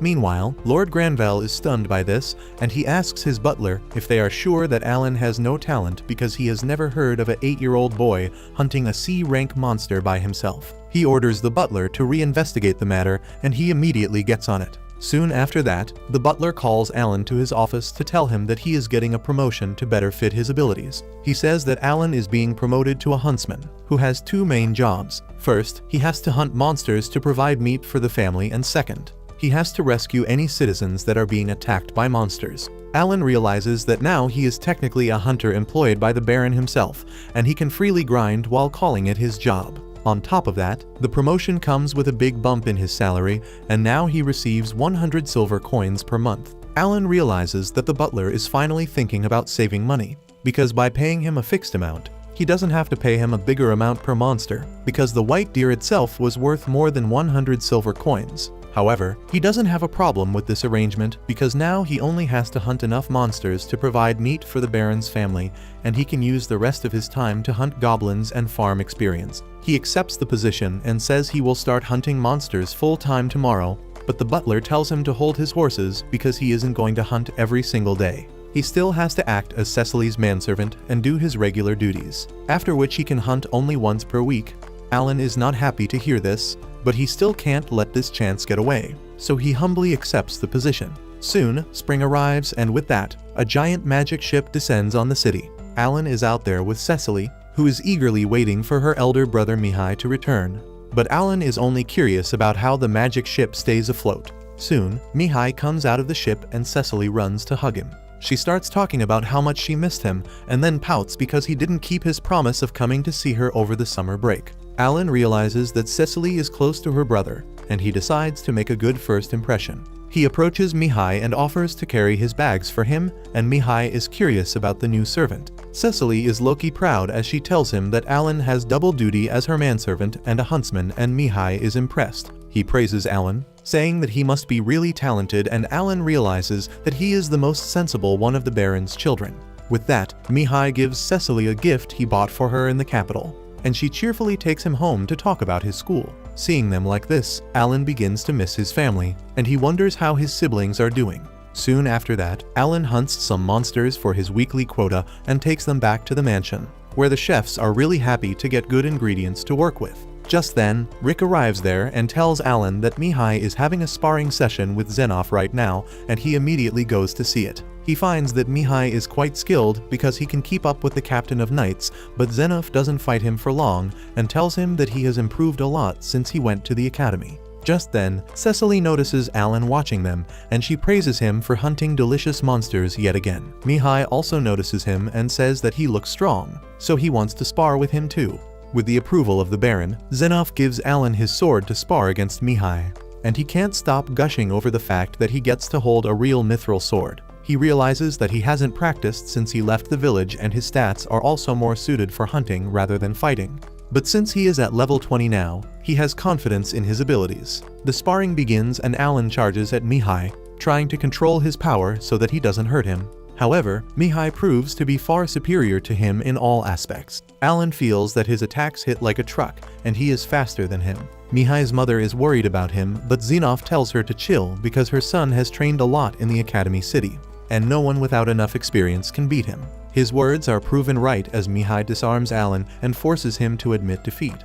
But he is impressed by his skill and strength despite his young age. Meanwhile, Alan realizes that Mihai is in a different league altogether. Cecily and Thomas go to Mihai to praise him, and Cecily also praises Alan for holding on so long. Anyway, Mihai tells his siblings that he got stronger after clearing a dungeon during his summer break, which was necessary for him to pass his exams. He talks about how a dungeon is like a maze with a lot of monsters, and Alan feels jealous of him. He realizes that Mihai has natural talent and he learned from the best teachers in the Academy City. He also worked really hard, and on top of that, he can level up 100 times faster than him because he is on normal difficulty. He starts feeling a little jealous of him, and as Mihai tells his siblings that he will come home again in summer vacations, Alan abruptly requests him to spar with him then. Mihai asks him to take good care of his sister in exchange for that. And though Alan agrees, he is dying to find a reasonable excuse to stop serving the purple-haired brat. Soon after that, Mihai leaves for the academy. A few weeks later, Viscount Carnal comes to visit Baron Granvelle, and while the two of them laugh diplomatically, Granvelle has a burning hatred in his eyes for the greedy bastard. Alan serves him a meat dish, and as Carnal's mouth starts watering, he recalls what Rick told him about the Viscount earlier. Rick had told him that Carnal was one rank higher than Granvelle in social hierarchy, and their families have always been at odds with each other. Alan doesn't care too much about that, and he observes as the greedy Viscount swallows the rabbit meat steak. His eyes widen in surprise on tasting it, and he remarks that it must be the rumored boar meat. Granvelle affirms out of spite, and Alan knows that he would never waste boar meat on this gold-clad swine. Anyway, Carnal stuffs his mouth with rabbit meat and asks for a second serving that Alan immediately brings. He remembers how Rick told him that Carnal's territory is on the other side of the White Dragon Mountains, and they are rich because the dragon is currently nesting towards Granvelle's side, and they can't mine any mithril from the mountains. However, the dragon used to nest towards Carnal's territory 100 years ago, and Alan wonders if the Granvelle family bullied his family that time. Suddenly, Granvelle asks Carnal why he came here, and the fat bastard replies that his youngest daughter recently had her appraisal ceremony, and he is here to talk about it. Alan is curious about what was his brother's talent, but he shifts his attention to the noble's gossip. Carnal boasts that his daughter didn't have any talent, and Granvelle makes a disgruntled face that leaves Alan confused. Carnal keeps teasing Granvelle, saying that it is unfortunate that two of his kids have talents, who replies that they have to carry out their duties as nobles no matter their circumstances. The entire incident leaves Alan with many questions, but he realizes he can't ask them to the Baron just yet. A few months later, Alan goes to meet with Raven's party on his day off, and asks them to teach him all they know about C-rank monsters. They are shocked to hear this, and Raven warns him that even decent adventurers can lose their lives against C-rank monsters. However, Alan has already become the Austrian painter for the goblins and wiped all of them out from the forest, so he needs to hunt stronger monsters. The eye-patch chick says that they need to do some shopping before that, and Alan buys a Spider-Man cape for beginners. He goes out to hunt after that, and his hawk soon finds a C-ranked orc sleeping peacefully. He immediately sends his saber-toothed tigers to attack it, and the ambush is successful. The orc takes serious damage, but it counterattacks and takes down some of the saber-tooths. Alan doesn't pull out and keeps going in with more saber-tooths, defeating the orc after a short fight. He is happy to hunt it and get a C-rank magic stone, but he thinks that he needs to work really hard to defeat C-rank monsters without trapping them.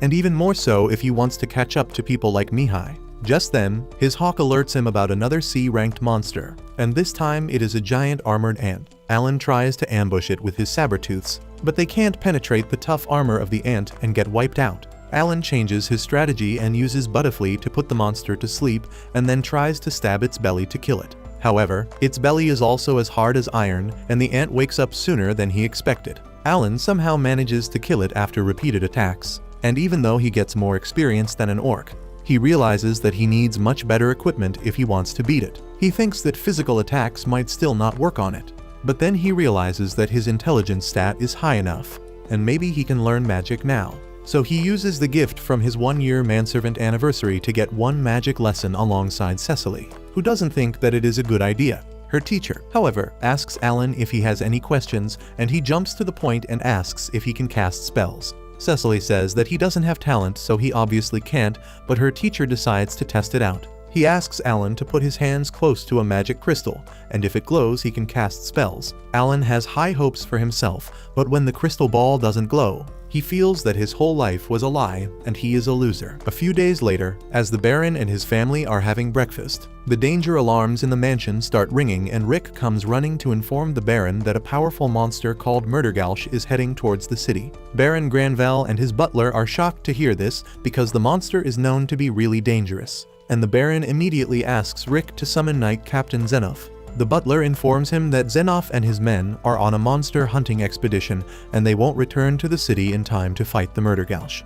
Granvelle decides to take help from the adventurers in the city and orders his butler to hire them to evacuate the citizens safely. Alan tells the Baron that he will also help the adventurers to fight off the monster, but Cecily is not happy about his suggestion. She tells him that the Murdergalsh is a really fearsome monster and he can't leave her alone because he is her manservant. Alan starts aura farming by removing his bow tie and tells Cecily that he is also the huntsman of the family and it is his duty to protect this city from monster attacks. As Alan runs in the opposite direction of the terrified city folk, he recalls that the Murdergalsh is a B-rank monster, and the adventurers of this town have no shot at beating it. He doesn't know if he can take it down either, and on top of that, he is broke when it comes to mana points because he used it earlier to farm skill exp. He soon reaches the gate where people are running into the city in a frenzy because the monster is already there. Guards order to close the gate since everyone is inside, but then a blonde merchant begs them to hold off for a bit because his wife and child are stuck in a carriage. Alan panics on hearing that, but as he looks outside, he finds what his enemy this time looks like. The Murdergalsh is a giant blue ogre feasting on a horse, and once it is done with them, it starts tearing off the carriage where the merchant's wife and daughter are clinging with each other out of fear. Alan immediately charges ahead and throws an iron ball at the monster's eye, and with his aimbot level precision, he manages to blind it with the first shot. The monster is distracted now and Alan starts taunting it to get it away from people so that he can fight freely. The adventurers and guards at the gate tell Alan to get back to safety, but he ignores them and yeets another iron ball at the monster, who blocks it without any difficulty.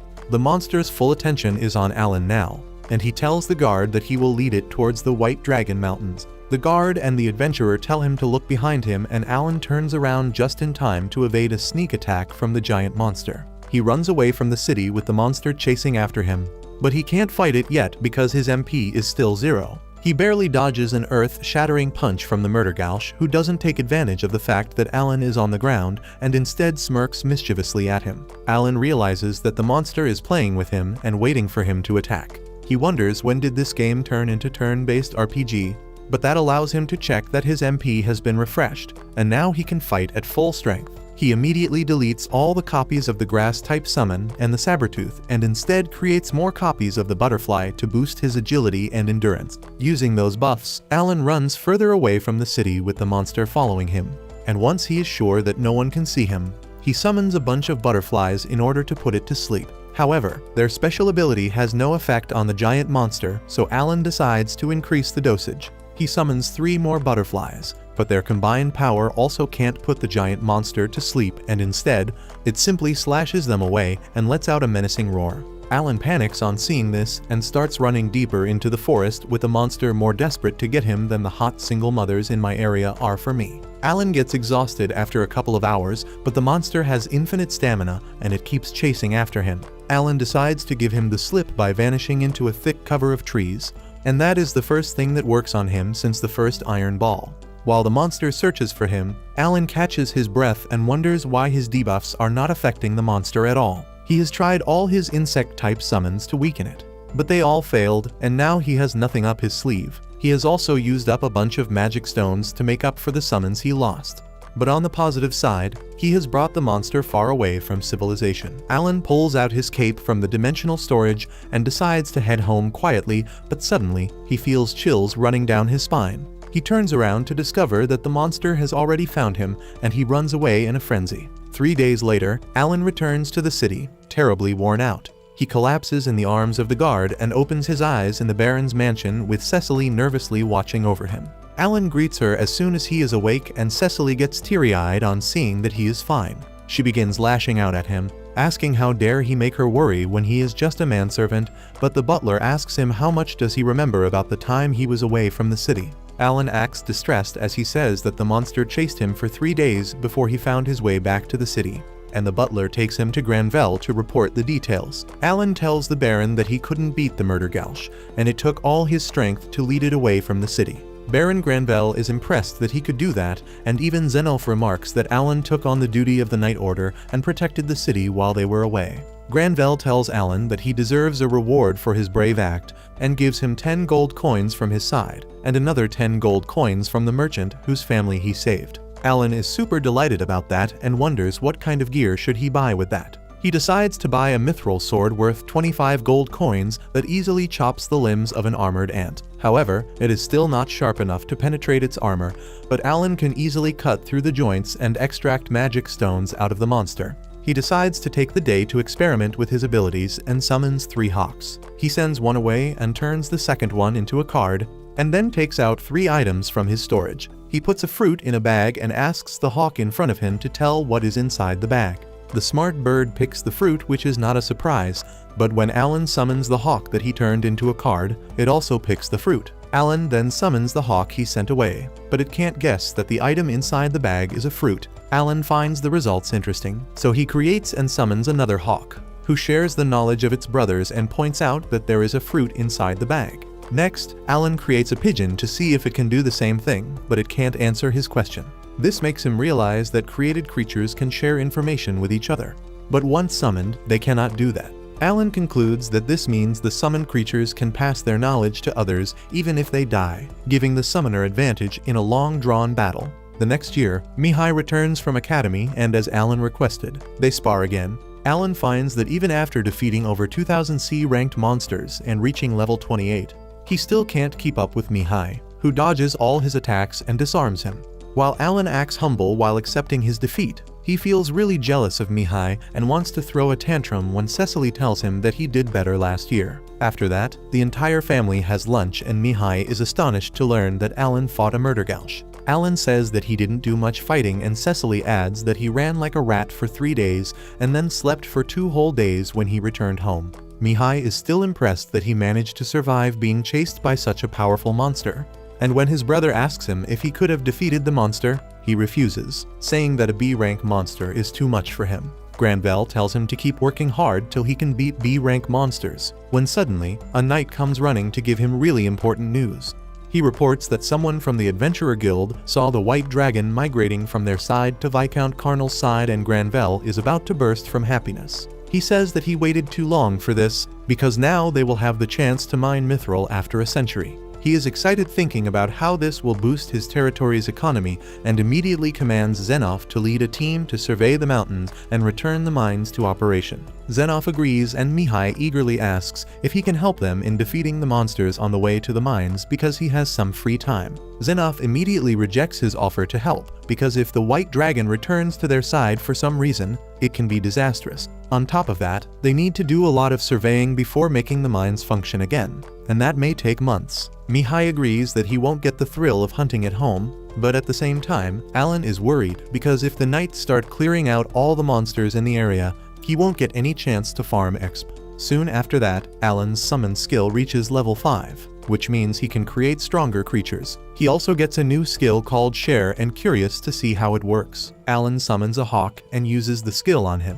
Suddenly, he is able to see himself from the hawk's point of view, and he realizes that this skill can help him share the senses of his summons. He orders the hawk to fly up to fully test the skill, and he is astonished when he sees the drone shot of the forest. He finds that he can communicate with the hawk using the share skill and make it follow instructions even from far away. On top of that, he can share the senses even when the hawk uses its special ability to zoom in. Alan decides to experiment further and summons more copies of the hawk to see how many times can he share his senses with summons at once. He finds that he has no trouble sharing the senses of 4 hawks at the same time, and then he summons a sabertooth to further test out the limits of his skill. He finds that he can share the senses of different kinds of summon, but when he summons another sabertooth and tries to do the same, he feels like his head is splitting up. Alan figures out that 5 is the limit when it comes to sharing his senses. He wonders if that number is fixed, or if he can change it, and begins scanning his stats to get some insight. He finds that his intelligence stat is currently at 1111,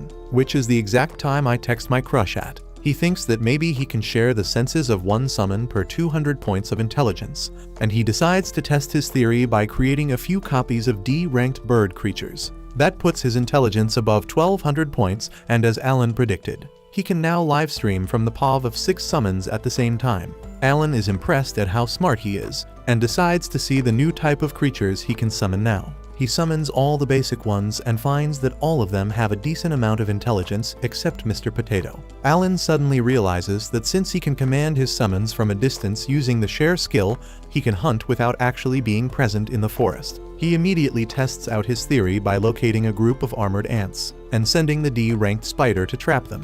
After that, he orders the bear to attack them, and it is strong enough to crush the tough scales of the armored ants and finish them off. The bronze shield creature easily blocks the attacks of the giant ants, while the D-ranked fish that reminds Alan of Magikarp has a special ability that buffs him and all his summons at the same time, increasing their dodge rate. Alan is impressed that his summons can make quick work of C-ranked monsters without him needing to be near them, and then he turns to his grass-type summon, hoping that he has a mana restoring ability like its ancestors. He tells Potato Man to use his ability Crop of Magic, and the potato immediately buries itself in the soil to sprout a plant that bears a tiny pumpkin-like fruit. As soon as Alan grabs the fruit, his MP is restored to 1000 points, and he is super happy that he finally has a mana recovery item. Next, he turns his attention to the D-ranked owl and finds that it has a special ability called Night Vision that lets it see clearly in the dark. Alan realizes that now he has the full arsenal to hunt full-time even when he is in the city. He can use Hawk to find monsters during the day and Owl during the night, and then Bear and Spidey can take them down with their teamwork. Alan summons the maximum number of D-ranked summons to further boost his intelligence stat, allowing him to share his senses with 8 creatures at the same time. He orders them to find monsters and hunt them, while avoiding human adventurers at all costs and not fighting back even if they are attacked. With that, the monsters go out hunting and Alan realizes that now he has a lot of free time on his hands. He suddenly realizes that he can use the share skill in another way, and immediately sends a pigeon to see what his family and friends are doing. He finds Krina training with Dogora and Mash, Rodden working the fields while Darcia is tying his sister Mila's hair into a ponytail. He even leaves a gold coin at the window to support his family from a distance, and feels happy that they are doing well even without him around. 6 months later, Baron Granvelle invites Xenoff to breakfast and asks him about the status of the mines. Xenoff replies that in the 100 years they couldn't access the mines. Their condition has become really worse. The 4 mines have become a nest for monsters, and at the same time, the nearby mithril refining facilities nearby have become goblin and orc territory. Granvelle wants the mines to be up and running as soon as possible and asks Xenoff how long will it take for them to get the first mine ready. The Knight Captain replies that it will take at least 3 years and Granvelle can't believe his ears. He asks Xenoff if they can't hurry the process and Alan wonders why the hell is the Baron so impatient because he can always develop his nation with the mithril mines now.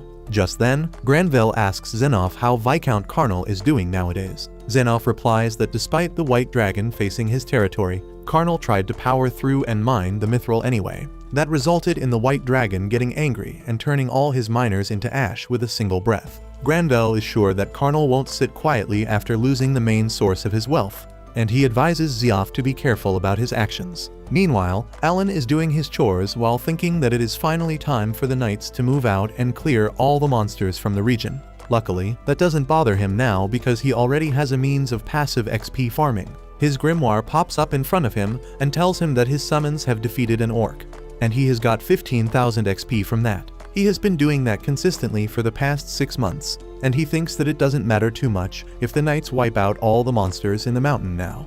Alan smirks as he thinks about his plan to become an adventurer as soon as he hits his 12th birthday. There are still 2 years left for that, and he decides to repay the Granvelle family as much as he can by hunting monsters for them. He soon heads to the goblin village in the mountains, and as soon as the goblins spot him, they go into a state of panic. The entire goblin army charges towards Alan because they know how dangerous he is, but he simply summons his bears to chomp them down. Normally, he would have preferred to leave the spawn point of the goblins intact, because that would make it really easy for him to farm XP. But the situation here is different, since goblins feed on humans, and he can't let that happen. Alan keeps an eye on the battlefield from all angles using his hawks, and as soon as the goblin archers try to attack him, he commands his spiders to trap them. The spiders trap the goblins and start getting freaky with them, and Alan leads his bears to the main village. The goblins try to run away, but the bears have closed that off as well, leaving them no place to go. The bears keep demolishing the goblins, but then the Goblin King steps up to defend his people. However, he isn't a threat to the bears, either because they have beaten stronger monsters than him.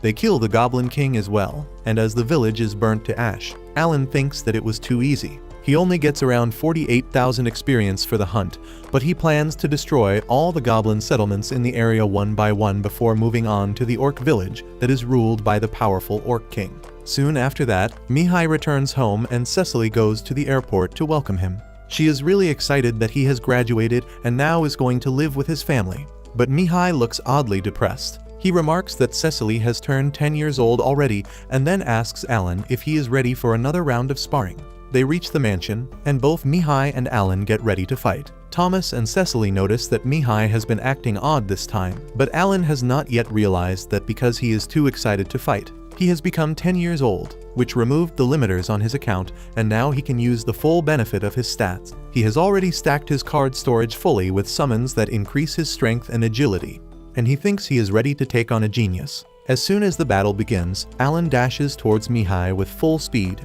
Mihai is taken aback at that, but he is still perfectly able to block Alan's initial attack. Alan tries his best to overwhelm him with his relentless strikes, but Mihai remains unfazed by his attacks. Soon, Alan starts getting exhausted and realizes that his sword master skill is still far too low to face someone like Mihai, who decides to go on the offensive now. He attacks Alan with heavy blows that are difficult to dodge and in the end, manages to disarm him.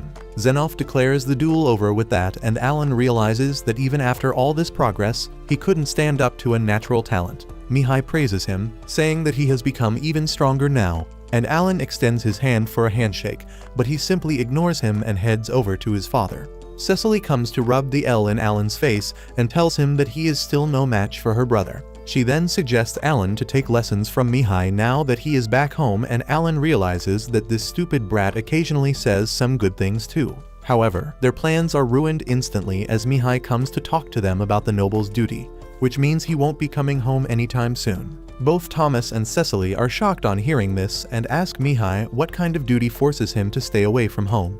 Mihai replies that he cannot tell them that, but he has to leave tomorrow. Cecily looks towards her parents so that they can stop him from leaving, but they hang their heads in helplessness as well. Cecily says that she was so excited to have him back home, and Mihai tells her to not worry because he will be back in 3 years. This brings the poor girl to tears because she was looking forward to spending time with him. On seeing this, Alan suddenly recalls the conversation between Granville and Carnal, who kept mocking him about 2 of his kids destined for doing the noble's duty. The next morning, Mihai bids his family goodbye as he leaves for the noble's duty, but before getting into the carriage, he pulls Alan close for a hug, leaving him shocked. However, that was just to ask him to look after Cecily while he is gone, and Alan doesn't understand why he has to be so dramatic about it. However, he feels Mihai slightly trembling and keeps thinking about it as he leaves. A few months later, Alan reaches level 35 and finally feels confident enough to take on a big challenge. He has already defeated all the goblin settlements in the region, and now he is watching the orc village that he plans to destroy next. He leads his army of summons to fight the orcs, and they have great success in 1 versus 1 fights because of the Magikarp's buffs that boost that dodge rate. The shield summons also help by blocking the arrows from orc archers, but Alan hopes that they are not taking too much damage. He thinks that it is a big problem that he can't see the current HP of his summons because they vanish after taking a certain amount of damage. He then summons 2 spiders to tie down the orc archers and uses this chance to charge further inside the village, but the orcs are ready for them. An army of 100 orcs charges at them, but all Alan sees is a bunch of XP to farm. He makes his summons fight the orcs as per his usual strategy when suddenly, he notices something flying in his direction. He pulls the shielder in front of him just in time to block a huge purple fireball. Alan realizes that it was a magic attack and wonders where did it come from. Suddenly, he notices 3 robed orcs carrying staffs and preparing for another wave of fireballs. Alan tells himself to lock in and pulls the shielders closer to block the attack. However, the other 2 attacks hit his summons that are out of the shielders' range. Alan decides to join the battle himself and takes out his steel ball and yeets it at one of them. He manages to turn the orc wizard's head into a donut, but as he pulls out his other 2 balls of steel, he He finds that the orcs have hidden behind a rock, but they are still attacking him from that position. Meanwhile, one of the orc wizards heads over to the Orc King to tell him about the situation, and moments later another batch of 100 orcs heads straight towards Alan. He realizes that he can't play defensively anymore, so he decides to go all out with his summons. He counts that he has enough magic stones to create 20,000 bears if needed, and he has 100 mana restoring fruits to help in that. He sends his army of bears to clash against the orcs, and they are having a great time until the Orc King, who is uglier than the 20 X's of my ex combined, steps up. With one swing of his huge axe, the Orc King deletes 2 of Alan's summons. Alan decides to summon more bears to fight him, but they can't even reach the boss, who keeps chopping them down effortlessly. In the middle of constantly summoning the creatures, Alan also has to deal with the attacks from the orc wizards, and his shielders also vanish after taking too many hits. Seizing this chance, the orc wizards fire another fireball at him, and he is forced to use the bears as a meat shield. They protect him from the fireball, but the explosion sends him crashing into a wall. Alan heals himself with another item, and decides that he can't get close enough to the Orc King while fighting an army and the wizards. He decides to call it quits when suddenly, help arrives in a totally unexpected form. Xenoph arrives at the scene, asking Alan if he is having a hard time. Alan panics on seeing him because the knights were not going to come here for a couple of days, but Xenoph reads his mind and says that he saw some smoke and came here looking for it. He asks Alan to explain what is going on, and he replies that he was just trying to help the knights by fighting some orcs. He suddenly realizes that Xenoph has seen his summoned creatures, but he still calls them back. Xenoph doesn't make a single remark on them and heads straight towards the Orc King while telling his vice captain Lael to handle everything else. Alan sighs, thinking that he would have liked to farm more exp, but it is good enough to see the captain of the knight fight. Suddenly, the Orc King attacks Xenoph with all his might, but the knight captain casually blocks the attack and then pushes him back. Alan is surprised on seeing this, and Lael tells him that his captain is so strong that people call him the War Demon.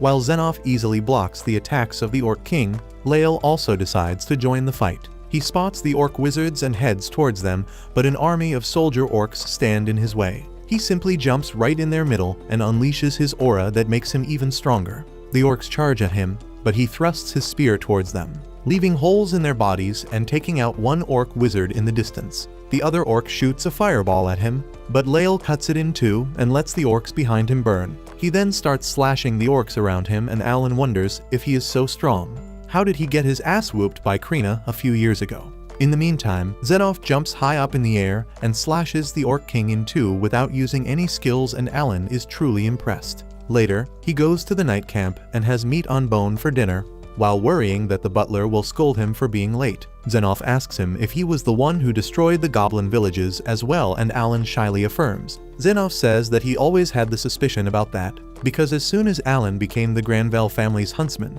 monster corpses that were stripped of their magic stones began piling up outside the city. Xenoph says that he knew Alan could be the only one to do that because he single-handedly hunted a white deer and even sparred on equal level with Mihai. He also knows that Alan has a talent after seeing his summons, and says that even the Baron knows about it, because that was the main reason he gave him the job of a huntsman. Alan almost chokes on the meat on hearing this, but he realizes that Xenoph is right. After that, he offers to give Xenoph a back-cleaning service and more to keep his secret.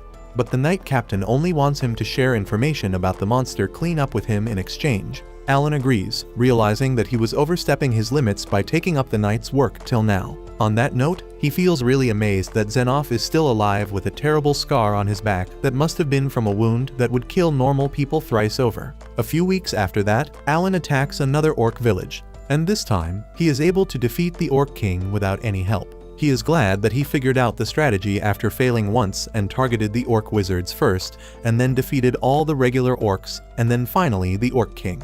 A few months later, royal messengers arrive from the capital with serious news. They give Granville Mihai's diary, telling him that he lost his life while doing his duty and has been laid to rest properly. The Baron and his family break down on hearing this, and he asks the messengers how could they have sent Mihai to front lines when he had just graduated. The messengers, however, ignore the question and head over to their next destination, leaving Mihai's family in shambles. Cecily asks her father what happened, but he orders everyone to leave the room, including Thomas. Alan stays outside the room where all the maids are crying about Mihai's death, when he hears Cecily yelling at her father, asking if they knew Mihai was going to die. He replies that it is a noble's duty and he had to fulfill it, but Cecily is not convinced and runs out of the room in tears. Alan watches all this, even more curious about the burden nobles have to face. The next morning, Cecily goes missing and all the servants start frantically looking for her. Alan notices that she escaped from her window and he decides to search for her, hoping that she is not about to take any drastic steps. But that's where this video ends. Remember to like and subscribe to the channel. Thanks for watching and I'll see you next time.